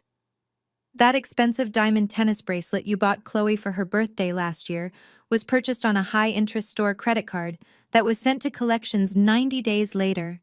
You are completely entirely broke, Jamal. In fact, factoring in your outstanding liabilities, you have a negative net worth of nearly $2 million. Shut up! Jamal suddenly screamed, his voice cracking in sheer panic. Shut your mouth right now! The overwhelming humiliation finally snapped the last thread of Jamal's sanity. Realizing that his entire fake life was over and that the wealthy in-laws he relied on were now looking at him with absolute murder in their eyes, Jamal lost total control. He let out a feral yell and lunged forward, throwing his entire body weight toward Andre. His hands stretched out desperately, trying to grab the financial documents from the table and perhaps tear them to shreds, as if destroying the paper would somehow magically erase his monumental crimes. He never even made it within 2 feet of my husband. The 2 massive hospital security guards flanking Andre moved with terrifying lightning speed. The guard on the left stepped squarely in front of Andre, absorbing Jamal's forward momentum with a solid, effortless shoulder block. The guard on the right grabbed Jamal by the collar of his wrinkled suit jacket and the back of his belt, lifting him almost entirely off his feet. With one synchronized, incredibly forceful motion, they threw Jamal backward. Jamal flew through the air and crashed violently into a heavy vinyl waiting room chair. The chair slid backward, scraping loudly against the tile floor before slamming into the plaster wall. Jamal collapsed into the seat, gasping for air as the breath was completely knocked out of his lungs. One of the security guards immediately stepped forward and pressed a heavy hand firmly against Jamal's sternum, pinning him securely to the chair. Do not move again, sir. The guard warned, his voice a low, dangerous rumble that echoed in the quiet room. Or I will place you in handcuffs right now and personally drag you to the police precinct across the street. Jamal stayed completely frozen, his eyes wide with terror, staring up at the giant guard holding him down. His chest he heaved rapidly, but he did not dare utter another word. He was physically and financially neutralized. Andre smoothed the lapel of his charcoal suit, perfectly unbothered by the sudden burst of violence. He calmly adjusted his cuffs and looked over at my father. My father was not looking at Jamal. He was gripping the back of a waiting room chair so tightly his knuckles were stark white. His breathing had become incredibly shallow and his chest was rising and falling in erratic, jagged bursts. His mouth opened and closed like a fish suffocating on dry land. A thin layer of cold sweat coated his forehead. Thomas. My mother cried out, noticing his severe physical distress. Thomas, what is wrong with you? Speak to me. My father did not answer her. He slowly raised his heavy head and looked directly at Andre. When he finally spoke, his booming, pastoral voice was reduced to a fragile, broken whisper that barely carried across the room. The building fund. My mother froze her face, instantly losing all expression. What? My father turned to her, his eyes wide with absolute horror and a devastating, soul-crushing realization. The church building fund, Vivian. The $100,000 we raised from the congregation for the new youth center. Last month, Jamal came to me privately. He said he had an exclusive real estate flip, a guaranteed off-market deal. He said he could double the church's money in 30 days. I gave it to him. I wired him the entire $100,000 from the church escrow account without telling the deacon board. My mother let out a piercing, horrified scream, covering her ears as if trying to block out the words. You gave him the church's money. Thomas, that is embezzlement. If the board finds out, you will go to federal prison. We will lose everything. I gave it to him because you kept telling me he was a financial genius. My father roared back suddenly, pointing a shaking finger directly at my mother's face. You kept telling me we needed to trust our son-in-law. You said keeping the investment money within the family was a divine blessing. I only gave it to him to cover the massive financial hole we already dug when we bailed him out the first 2 times. They were unraveling completely. The holy united front they had presented to the world for 30 uninterrupted years was dissolving right before my eyes into a bitter, toxic pool of mutual blame and criminal liability.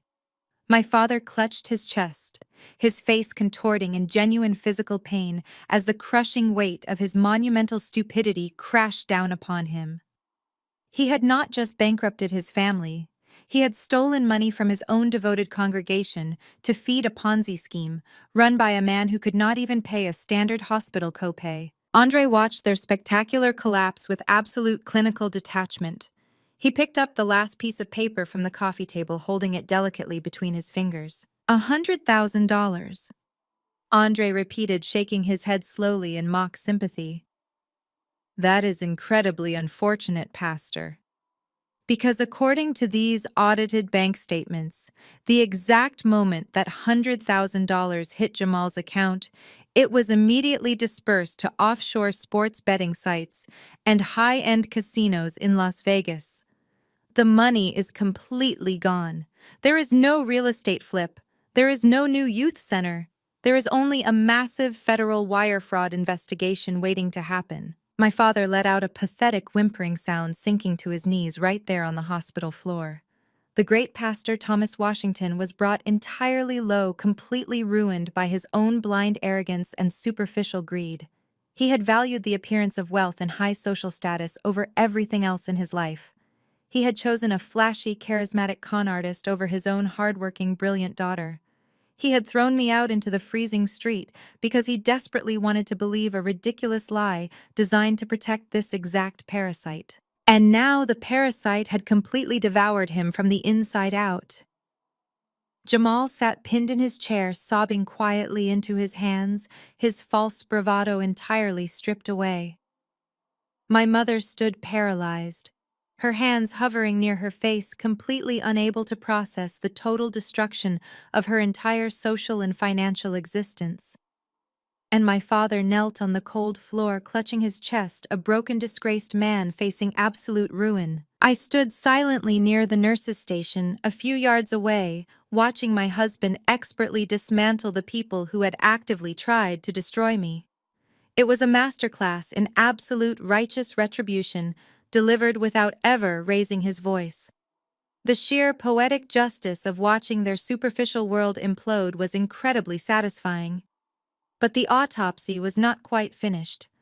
Andre had laid bare the financial crimes and the gross negligence, but the true emotional betrayal, the foundational lie that had torn our family apart 3 years ago, was still waiting to be dragged into the unforgiving light. The stage was perfectly set for the final devastating blow. I pushed off the edge of the nurse's station and walked slowly toward the center of the waiting room. The sharp clicking of my clogs against the pristine tile floor drew the attention of everyone in the room. My mother looked up from her paralyzed state, her eyes darting from Andre to me. The sheer desperation in her gaze was pathetic. Now that her wealthy son-in-law was exposed as a complete fraud, and her husband was kneeling on the floor facing federal prison, she was desperately searching for a new savior. She saw my scrubs, my badge, and the unwavering support of my powerful husband, and she immediately tried to pivot. "Oh, Nia!" My mother cried out, her voice cracking as she stumbled forward. Her silk emerald dress was stained and wrinkled, completely stripped of its former elegance. She reached out her trembling hands toward me, tears streaming down her face. Nia, you have to help us. You heard what Andre just said. Jamal has completely ruined us. He lied to us. He manipulated your father. He stole from the church. He is a monster. We are victims in all of this. Please, Nia, you are a doctor here. You have influence. You can help us sort this out. We are your family. I did not move a single muscle to comfort her. I let her hands hang awkwardly in the empty space between us until she finally dropped them to her sides in complete defeat. You are not a victim, Vivian, I said, my voice dropping to a low, chilling register. You are a willing participant. You chose to close your eyes to the truth because the lie looked better on Sunday morning. Andre stepped smoothly between us, shielding me completely from my mother's toxic presence. He looked down at her with an expression of pure, unadulterated contempt. Do not ever try to touch my wife again. Andre warned, his voice slicing through the heavy air like a razor blade. And do not dare stand there and pretend you are an innocent victim of Jamal's deceit. Because Jamal's financial crimes against your family did not start with the church building fund last month. They started 3 years ago, and you were the ones who handed him the weapon. My father, who was still kneeling on the floor, clutching his chest, slowly looked up. What are you talking about? He wheezed, his face pale and slick with cold sweat. We did not know Jamal 3 years ago. Chloe had only just started dating him. Andre reached into his pristine leather folder one final time. The atmosphere in the waiting room shifted, becoming incredibly dense and suffocating. This was the moment I had waited 3 agonizing years for. This was the vindication I had prayed for while sleeping in the freezing backseat of my car, while working grueling triple shifts at the hospital, while crying myself to sleep wondering why my own parents hated me so much. When I initiated the asset investigation into Jamal, I instructed my team to go back exactly 36 months. Andre explained, holding a single heavily redacted banking document in his right hand. I wanted to see the exact origin point of his financial relationship with your daughter. I wanted to see when the bleeding actually started. And what I found was a massive influx of cash into a highly secured offshore account located in Antigua. Andre walked over to my father and dropped the piece of paper directly onto the floor in front of his knees. Look at the date, Thomas, Andre commanded. Look at the exact date and the exact dollar amount of that wire transfer. My father's trembling hands reached out and picked up the paper. He adjusted his glasses, squinting at the small black text printed across the official bank letterhead. His eyes scanned the numbers and then stopped completely. His breath hitched violently in his throat. $150,000. My father whispered the number, echoing in the dead silent hospital corridor. It was transferred on October 12th. My mother let out a sharp gasp, stepping back as if the paper was physically burning her. October 12th, she repeated, her voice shaking uncontrollably. That was the day before. That was the day before you kicked my wife out of your house. Andre finished the sentence for her, his voice booming with righteous fury. That was the day Chloe came crying to you, claiming that her entire medical school tuition fund was missing. That was the day she pointed her finger at Naya and told you she had stolen the money to buy drugs. My father looked from the paper to Jamal, who was still pinned against the waiting room chair by the security guard. Jamal was openly weeping now, shaking his head back and forth in a pathetic attempt to deny the undeniable reality. Andre pointed a sharp finger directly at Jamal. 3 years ago, Jamal owed a massive debt to an illegal sports betting syndicate. They were threatening to break his legs. He was desperate, so he convinced his brand new girlfriend, your perfect golden child Chloe, to bail him out. No, my mother shrieked, covering her ears. No, Chloe would never do that. She wanted to be a doctor. That was her tuition money. Chloe never wanted to be a doctor, Vivian. I finally spoke, stepping out from behind Andre to deliver the absolute truth. She only applied to medical school because you and Thomas forced her to. She failed her entrance exams twice. She was terrified of disappointing you. So when Jamal needed money, she saw the perfect way out. She could give him the tuition money, play the victim, and escape the pressure of medical school all at the same time. Andre tapped the banking document in my father's hands. Look at the authorizing signature at the bottom of the wire transfer, Thomas. The bank requires a verified physical signature for offshore transfers of that magnitude. It is not Nia's signature. It is Chloe's. Your golden daughter walked into that bank branch, looked the teller dead in the eye, and voluntarily wired every single penny of her own tuition fund directly into Jamal's gambling account. The silence that followed was heavy enough to crush bone. My father stared at the signature on the paper, the familiar sweeping cursive of his youngest daughter, the absolute definitive proof of her ultimate betrayal. She orchestrated the entire thing. Andre continued, his voice relentless, pounding the truth into their skulls. She wired the money to her boyfriend. Then she came home and put on a spectacular performance for you. She knew you already resented Nia for being smarter, more independent, and less easily controlled. She knew you would jump at the chance to tear Nia down, so she handed you the perfect excuse, and you took it. I said, my voice breaking slightly, but I forced it to remain steady. I stared directly into my father's eyes. You took her word without a single shred of evidence. I stood on the front porch in the freezing rain and begged you to look at my bank statements. I begged you to call the police and file a report so they could investigate the missing funds. I begged you to drug test me right there on the spot, but you refused. My father dropped the paper. His hands fell limply to his sides. He looked up at me, his eyes filled with a level of agony and regret that I had never seen before. Nia, he whispered, his voice completely broken. We did not know. You did not want to know. I snapped back, the years of suppressed rage finally bleeding into my words. It was easier to blame me. It was easier to call me a junkie and throw me away than to admit your perfect parenting was a complete failure. You sacrificed your innocent daughter to protect a lie. You let me sleep in my car during the dead of winter. You let me starve. You missed my graduation. You missed my wedding. You missed everything because you were too arrogant to admit you might be wrong. My mother fell to her knees right beside my father, her silk dress pooling around her on the cold, sterile floor. She reached out and grabbed the hem of my surgical scrubs, sobbing hysterically. I am so sorry. She wailed, her tears staining the blue fabric. Oh God, what have we done? We threw away our own flesh and blood. Please, Nia, forgive us. We were blind. We were so incredibly blind. I looked down at the two people who had given me life and then systematically tried to destroy it. They were no longer the powerful, imposing figures of my childhood. They were just two broken, aging hypocrites kneeling on a hospital floor, completely surrounded by the wreckage of their own terrible choices. I gently but firmly pulled the fabric of my scrubs out of my mother's desperate grasp. I took a step back, putting physical and emotional distance between us. Your apologies mean absolutely nothing to me now, I said, my voice returning to its cold, clinical baseline. You are only apologizing because you got caught.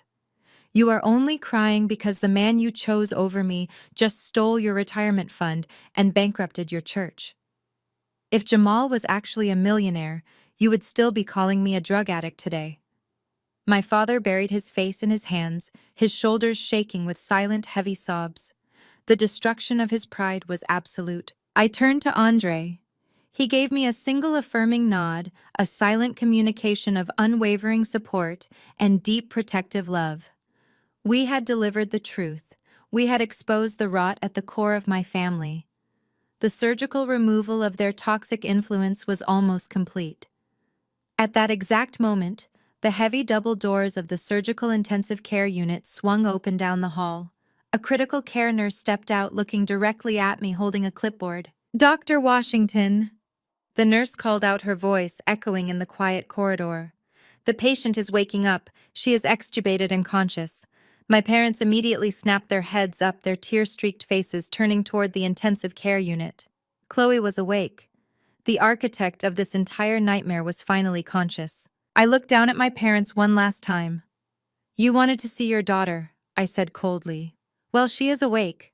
Let us go see what she has to say for herself now that her entire world has burned completely to the ground. We followed the critical care nurse down the brightly lit corridor toward the surgical intensive care unit. My father walked with a heavy, dragging limp, as if the revelation of the offshore wire transfer had physically broken the bones in his legs. My mother trailed slightly behind him, her silk emerald dress looking completely ruined, her posture permanently hunched. They did not speak a single word to each other. The frantic energy of their earlier panic had been entirely replaced by a hollow, devastating silence. They were walking toward the daughter they had worshipped for 29 years, but they were no longer walking toward a savior or a golden child.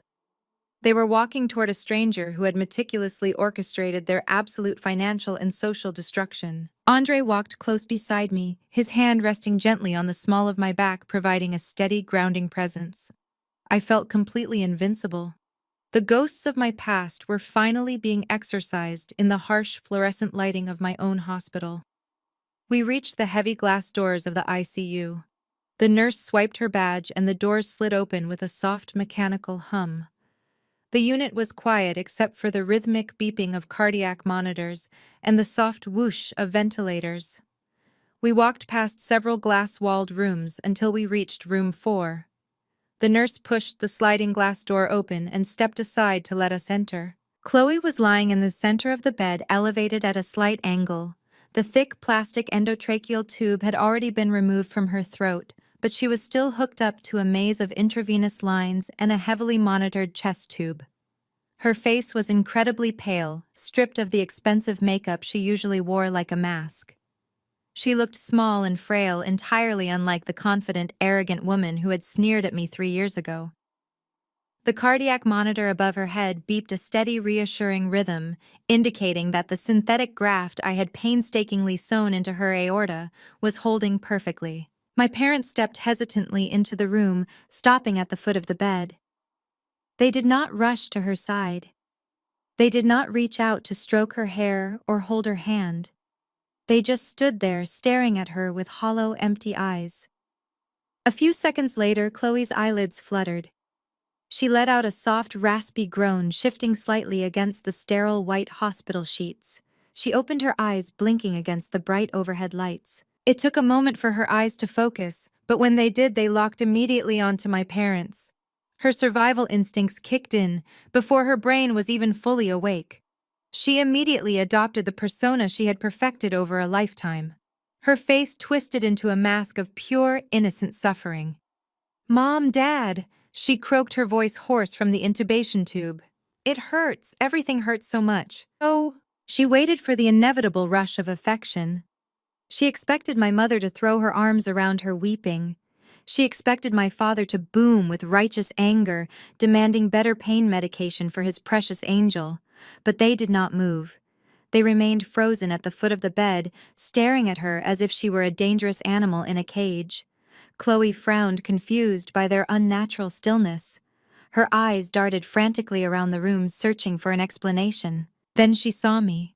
I was standing near the door with Andre, my arms crossed over my chest, wearing my blue scrubs and my chief of surgery badge. Chloe's heart monitor immediately spiked, the steady rhythm jumping into a rapid, panicked cadence. Her eyes widened in absolute terror and pure, calculated malice. "What is she doing here?" Chloe shrieked, her raspy voice breaking. "Make her leave right now, she hurt me." My parents remained completely silent, watching the performance unfold. Chloe mistook their silence for hesitation and doubled down on her vicious lies, pressing the only button she thought would work. "Mom, Dad, listen to me," Chloe cried out, pointing a trembling finger directly at my face. "I remember the surgery. I woke up while she was cutting me. She did this on purpose. She tried to kill me on the operating table for revenge. I swear she intentionally hurt me. You have to call the police. You have to get her arrested. She is a drug addict. She should not be a doctor. Do not let her near me." Her near. The sheer, unadulterated audacity of her lies was breathtaking. She had just survived a massive, catastrophic medical event entirely because of my surgical skill.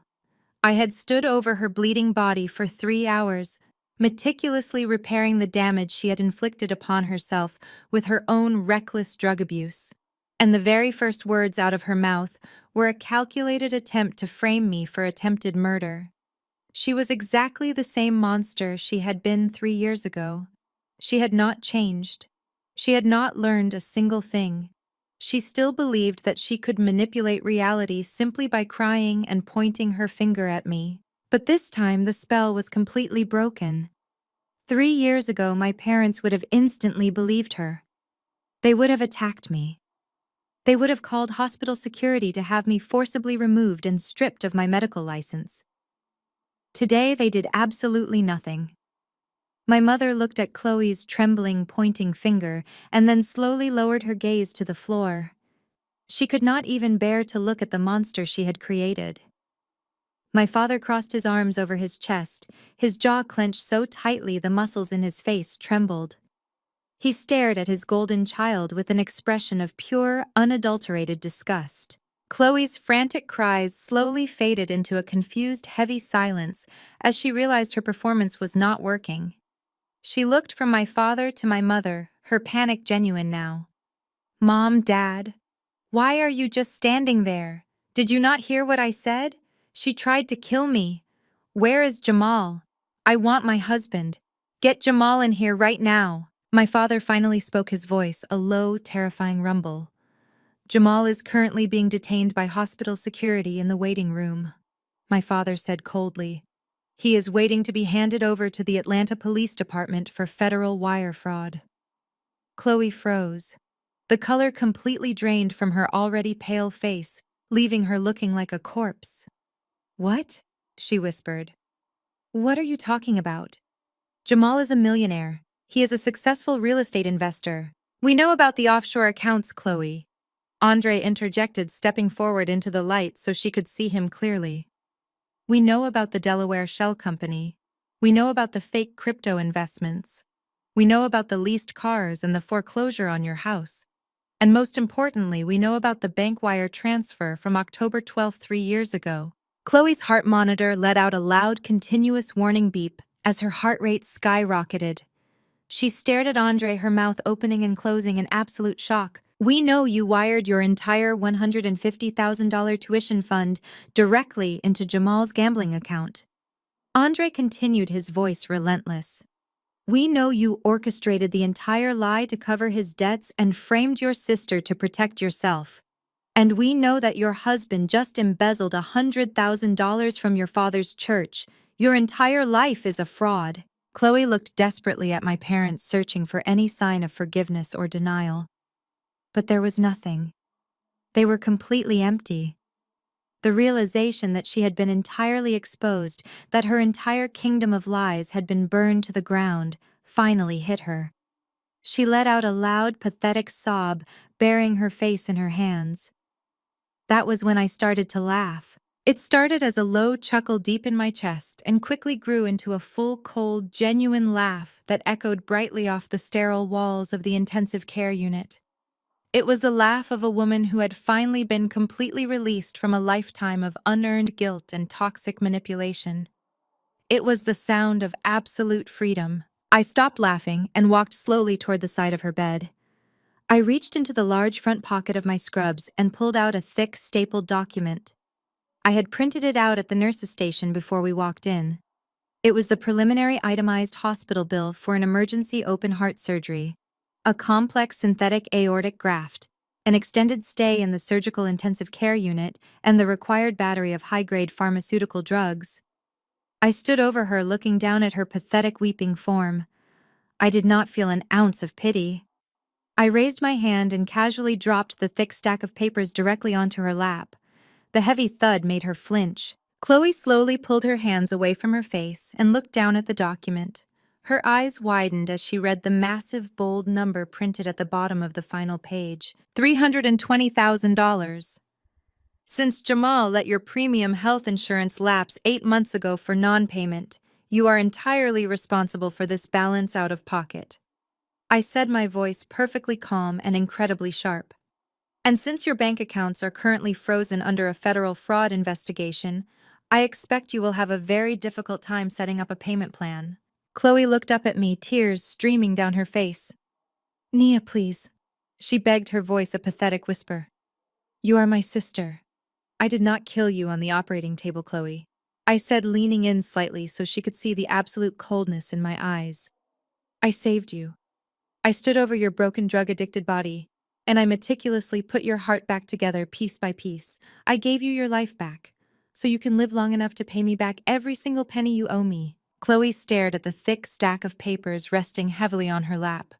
The bold print of the $320,000 balance seemed to brand itself directly into her retinas. She opened her mouth to argue, to scream her usual demands for someone else to fix her problems, but the words completely died in her throat. Her eyes darted frantically around the sterile room, searching for an escape route that did not exist. She looked at my face and finally realized that the older sister she used to bully was entirely gone. I was not the family scapegoat anymore. I was the executioner, and I was holding the absolute final judgment in my hands. She let out a pathetic whimpering sound, sinking deeper into the stiff hospital pillows.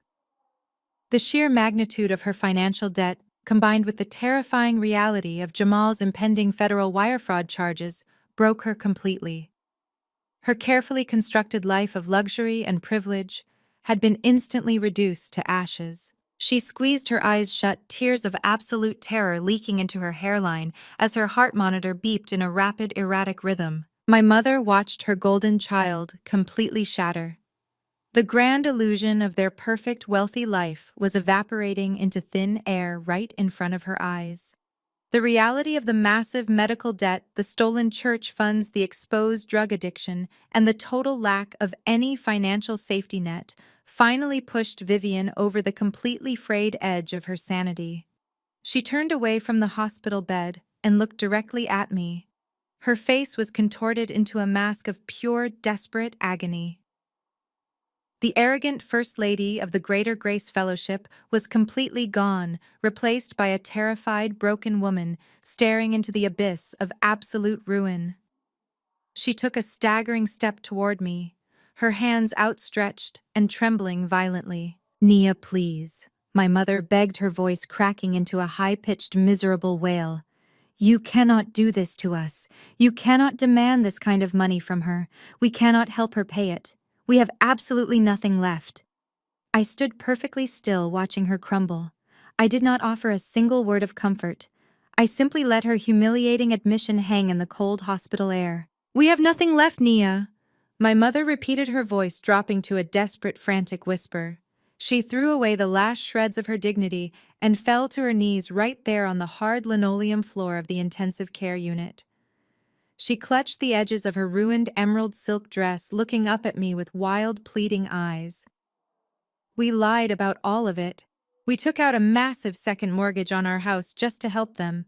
We drained everything we had to keep Jamal's business afloat because we were so terrified of the church finding out he was a fraud. We gave him the church building fund because we were completely desperate to cover the mortgage payments and keep the bank from foreclosing. We are drowning, Nia. We are completely drowning. Please, you have to stop this. You are our daughter. We are your parents. You cannot destroy us like this. You have to forgive this medical debt and help us fix this mess." I looked down at the woman who had given birth to me. She was weeping hysterically, snot and tears smearing her expensive, flawless makeup across her face. She was begging for mercy from the daughter she had mercilessly thrown into the freezing rain 3 years ago. She dared to invoke the title of parent as if it were a magic spell that could instantly erase years of horrific emotional abuse and profound betrayal. It was a pathetic, miserable sight. I did not feel a single ounce of sympathy for her. I felt a profound, incredible sense of closure. The universe had finally balanced the scales, and it had placed the sword of justice directly into my hands. I slowly lifted my calm gaze from my weeping mother and looked at Andre. He was standing just a few feet away, watching the entire pathetic scene unfold, with his usual calm, calculating demeanor. He caught my eye and gave me a single decisive nod. It was time for the final blow. It was time to completely sever the rotting, toxic ties that bound me to this family once and for all. Andre reached into his pristine leather folder one last time. He did not pull out another hospital bill or a printed bank statement. He pulled out a thick, legally binding document printed on heavy ivory paper. The official seal of the Fulton County Superior Court was stamped vividly in bright red ink at the very top of the page. He walked slowly over to my father, who was still standing completely paralyzed at the foot of Chloe's bed, and held the document out toward him. My father stared at the legal paper as if it were a loaded weapon aimed directly at his chest. His chest heaved rapidly, but he did not make a single move to take it. He was completely frozen, trapped in a nightmare he could not wake up from. Andre did not wait for his permission.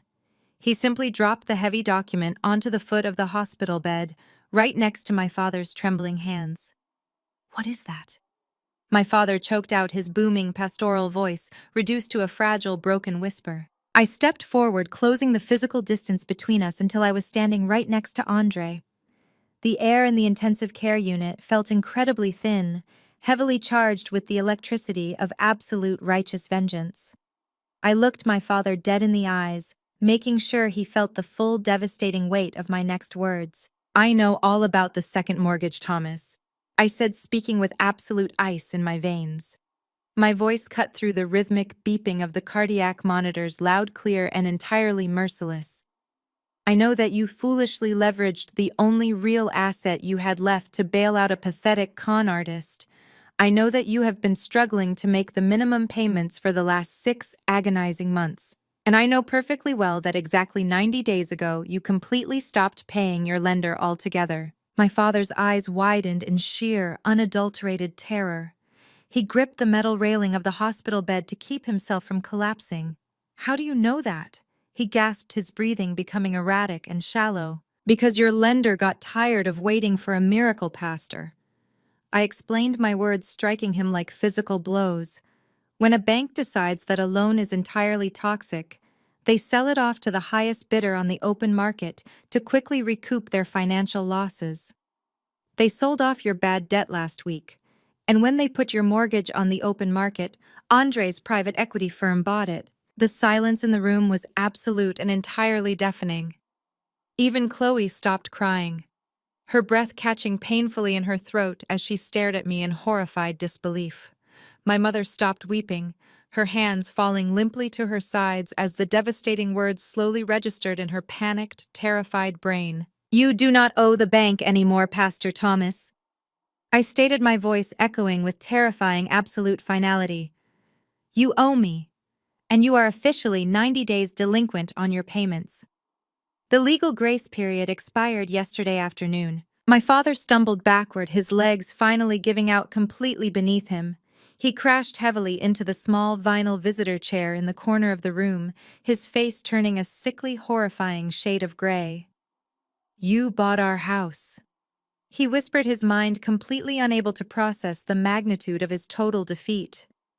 "You bought the family home." "I did not just buy your house, Thomas," I corrected him smoothly, my tone completely devoid of any familial warmth. "I bought your debt. I own your financial ruin. And since you are in severe, undeniable default, I am exercising my absolute legal right to foreclose on the property immediately without any further warning or negotiation. The official county eviction notice will be securely pinned to your front door at exactly 8 o'clock tomorrow morning." My father grabbed his chest, letting out a sound that was half gasp and half sob. "But the church," he stammered frantically. "The parsonage is tied to that property. If we lose the house, we lose everything. Where are we supposed to go? We will be completely homeless." I tilted my head slightly, feigning a moment of thoughtful consideration before delivering the final lethal strike. "That sounds like a personal problem, Pastor.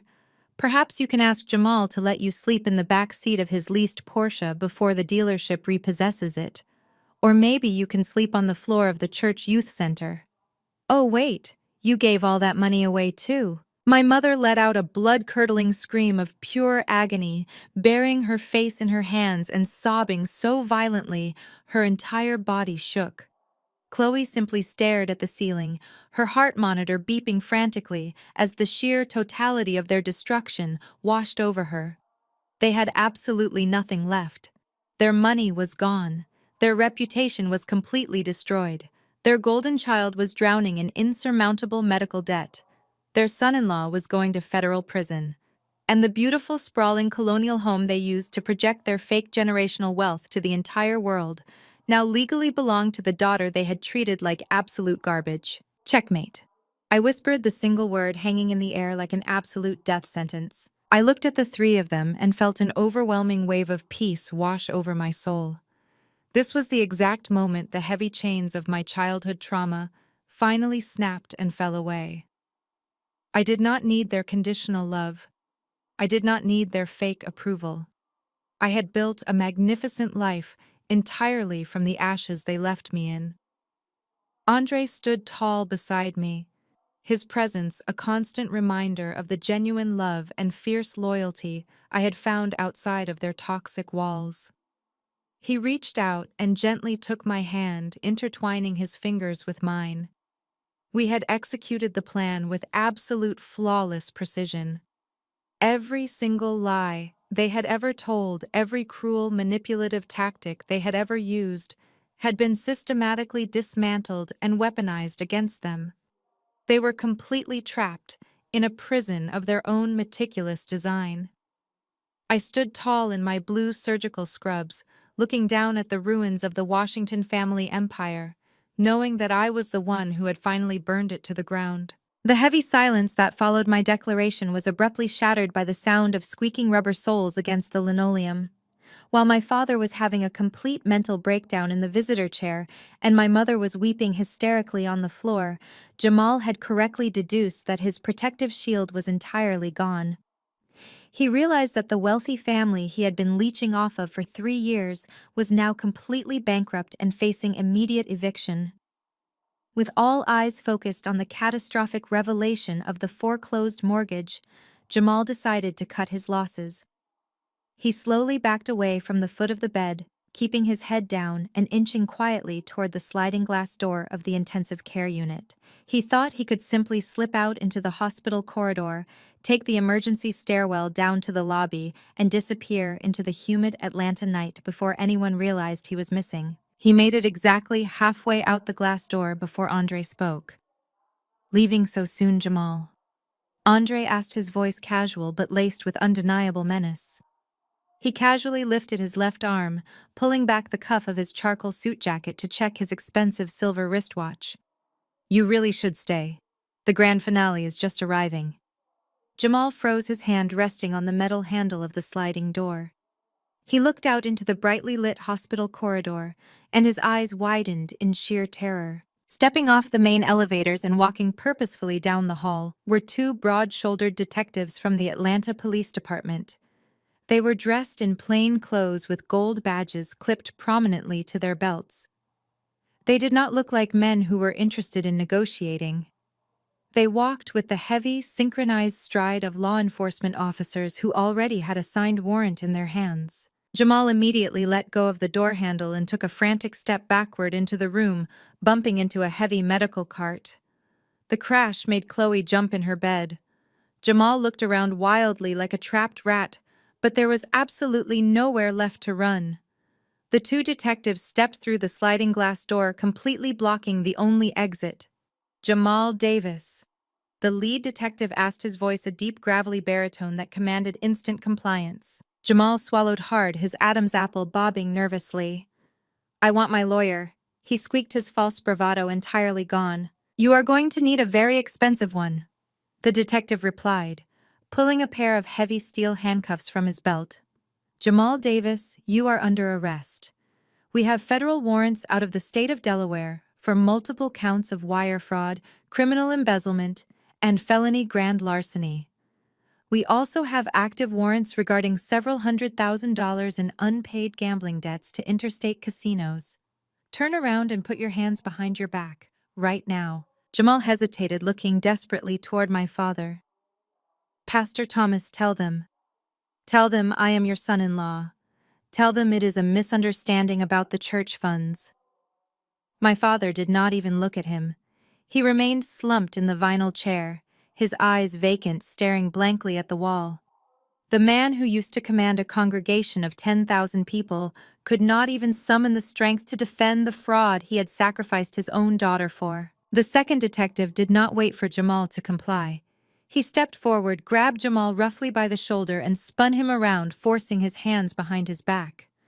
The sharp metallic click of the handcuffs snapping shut echoed loudly across the intensive care unit. It was the sound of absolute finality. "No!" Chloe screamed from her hospital bed, her voice tearing painfully through her newly repaired throat. "You cannot take him. He is my husband. Jamal, do something. Tell them you have the money. Dad, stop them. She thrashed violently against the sterile white sheets, her cardiac monitor, blaring a high-pitched continuous alarm as her heart rate skyrocketed to a dangerous level.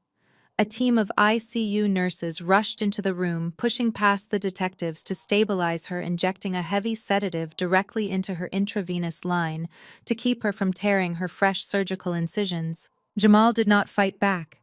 He let the detectives pull him out of the room, his head hung low in absolute defeat. He was dragged down the pristine hospital hallway, the harsh fluorescent lights exposing him for the pathetic broke criminal he truly was. My mother watched Jamal disappear down the corridor, and then she completely lost whatever remaining grip she had on reality. The arrest was the final nail in the coffin of their public image. She scrambled across the floor on her hands and knees, ignoring the nurses who were desperately trying to calm Chloe down. She reached me and grabbed the fabric of my scrub pants and the hem of my white lab coat, which I had thrown on over my scrubs earlier. Her grip was tight, desperate, and entirely manic. "Nia, please!" My mother wailed, her face completely distorted by her uncontrollable sobbing. "You have to stop this. You have to fix this. You are powerful here. Tell Andre to call the police off. Tell him to drop the foreclosure. We are the Washington family. We have generational wealth. We have a reputation to uphold. If the church sees Jamal in handcuffs, if they find out we lost the parsonage, we will be ruined. Our entire legacy will be destroyed. You must forgive us. God commands you to forgive your family." I looked down at the pathetic woman clinging to my coat. She was still trying to weaponize religion to save her bank account. She was still prioritizing the illusion of generational wealth over the daughter she had emotionally tortured. I reached down and grasped her wrists. My grip was not violent, but it was incredibly firm, completely unyielding. I forcefully peeled her manicured fingers off my white coat one by one and pushed her hands away. "Do not ever speak to me about generational wealth, Vivian," I said, my voice dropping to a terrifyingly calm, completely steady cadence.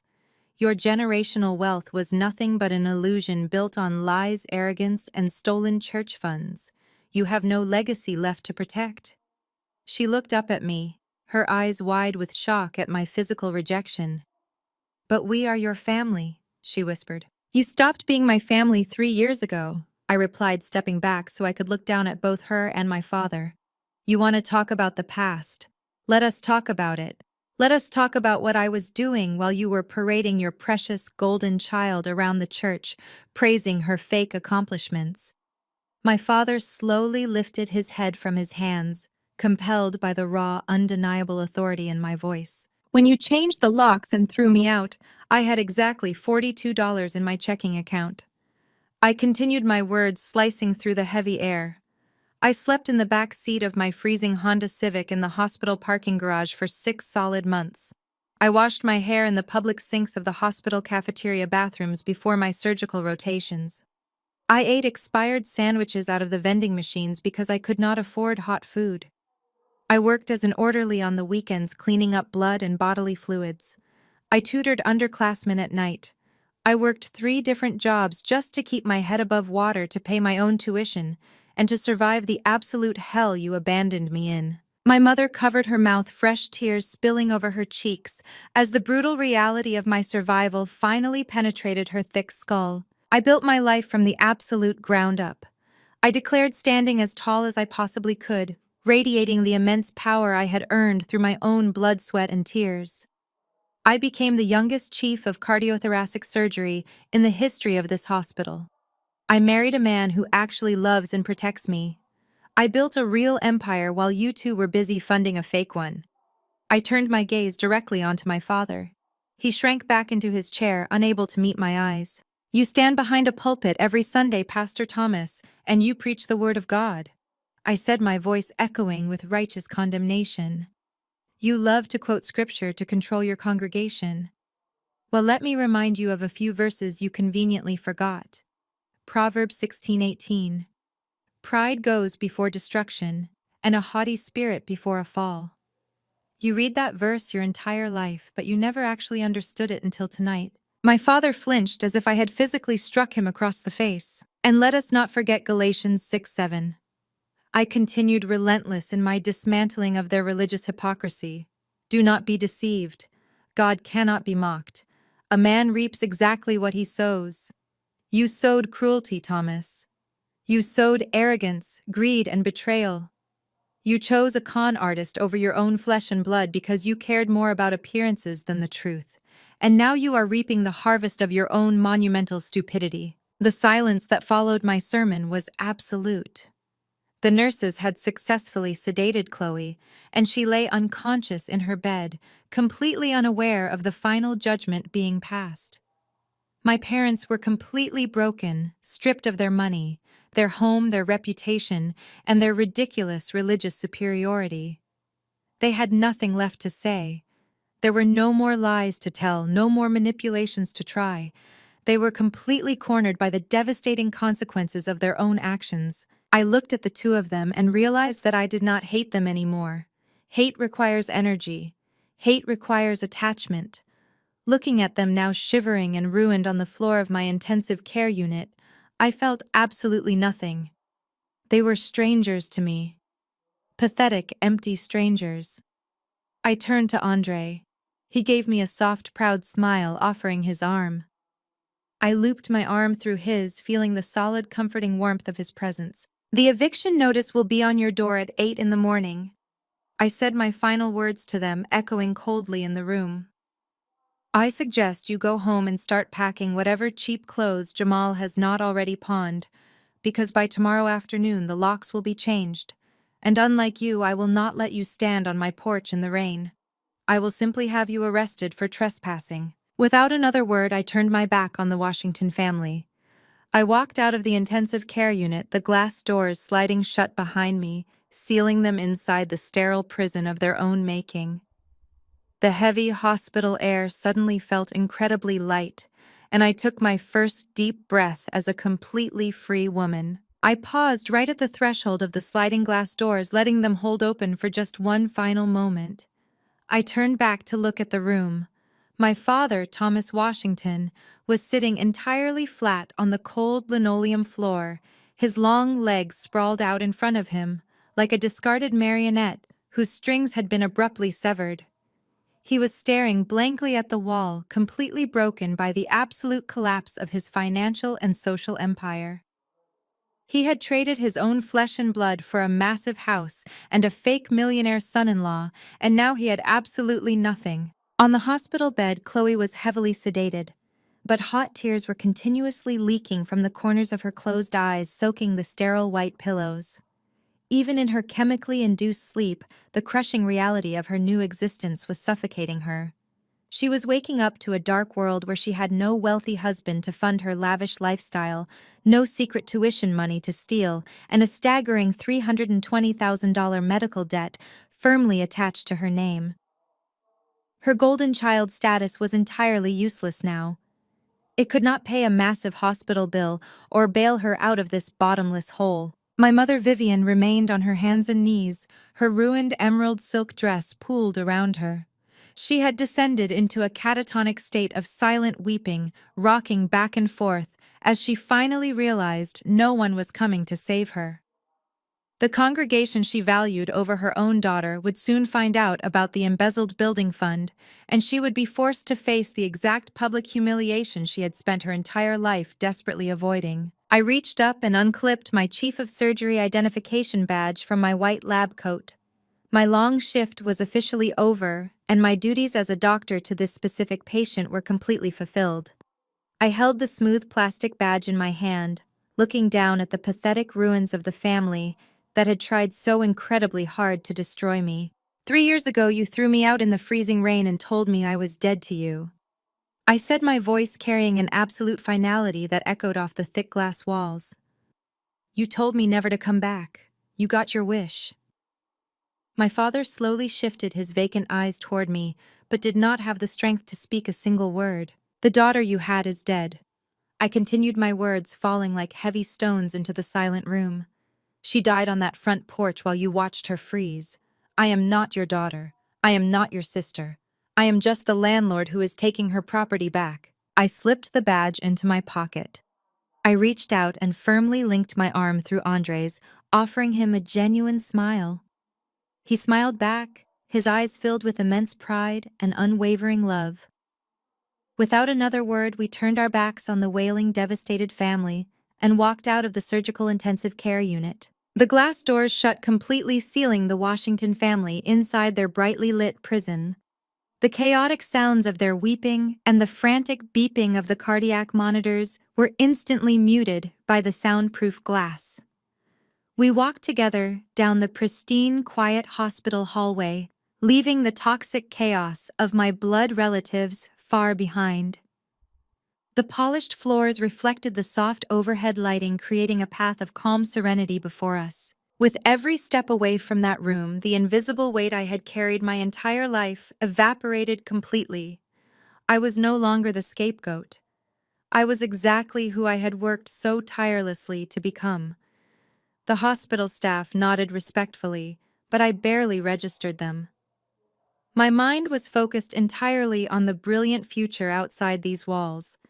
The rhythmic squeak of my clogs against the tile felt like a victory march. We pushed through the double doors of the main entrance and stepped into the warm, humid Atlanta night. The city air smelled like blooming jasmine, a sharp, comforting contrast to the sterile bleach of the operating room. The vibrant lights of the downtown skyline sparkled in the distance, a beautiful, sprawling testament to ambition and resilience. It was a city where I once slept in my freezing car, and it was now a city that I essentially owned. We walked toward Andre's sleek black car, parked securely in the executive lot. I looked up at the dark sky, feeling a profound sense of absolute victory. I had not just survived the vicious betrayal of my family. I had conquered it completely. I had built an untouchable career, accumulated immense personal wealth, and found a brilliant partner who valued my strength. The people who tried to bury me were now permanently trapped under the dirt of their own lies. Andre quietly unlocked the car door and held it open for me, but I paused for a brief moment before getting in. I closed my eyes, leaning my head back slightly, and took a deep, slow breath, filling my lungs completely with the warm night air. I held it for a second, savoring the absolute quiet peace of my new reality. Then I let it out in a long, deeply satisfied exhale.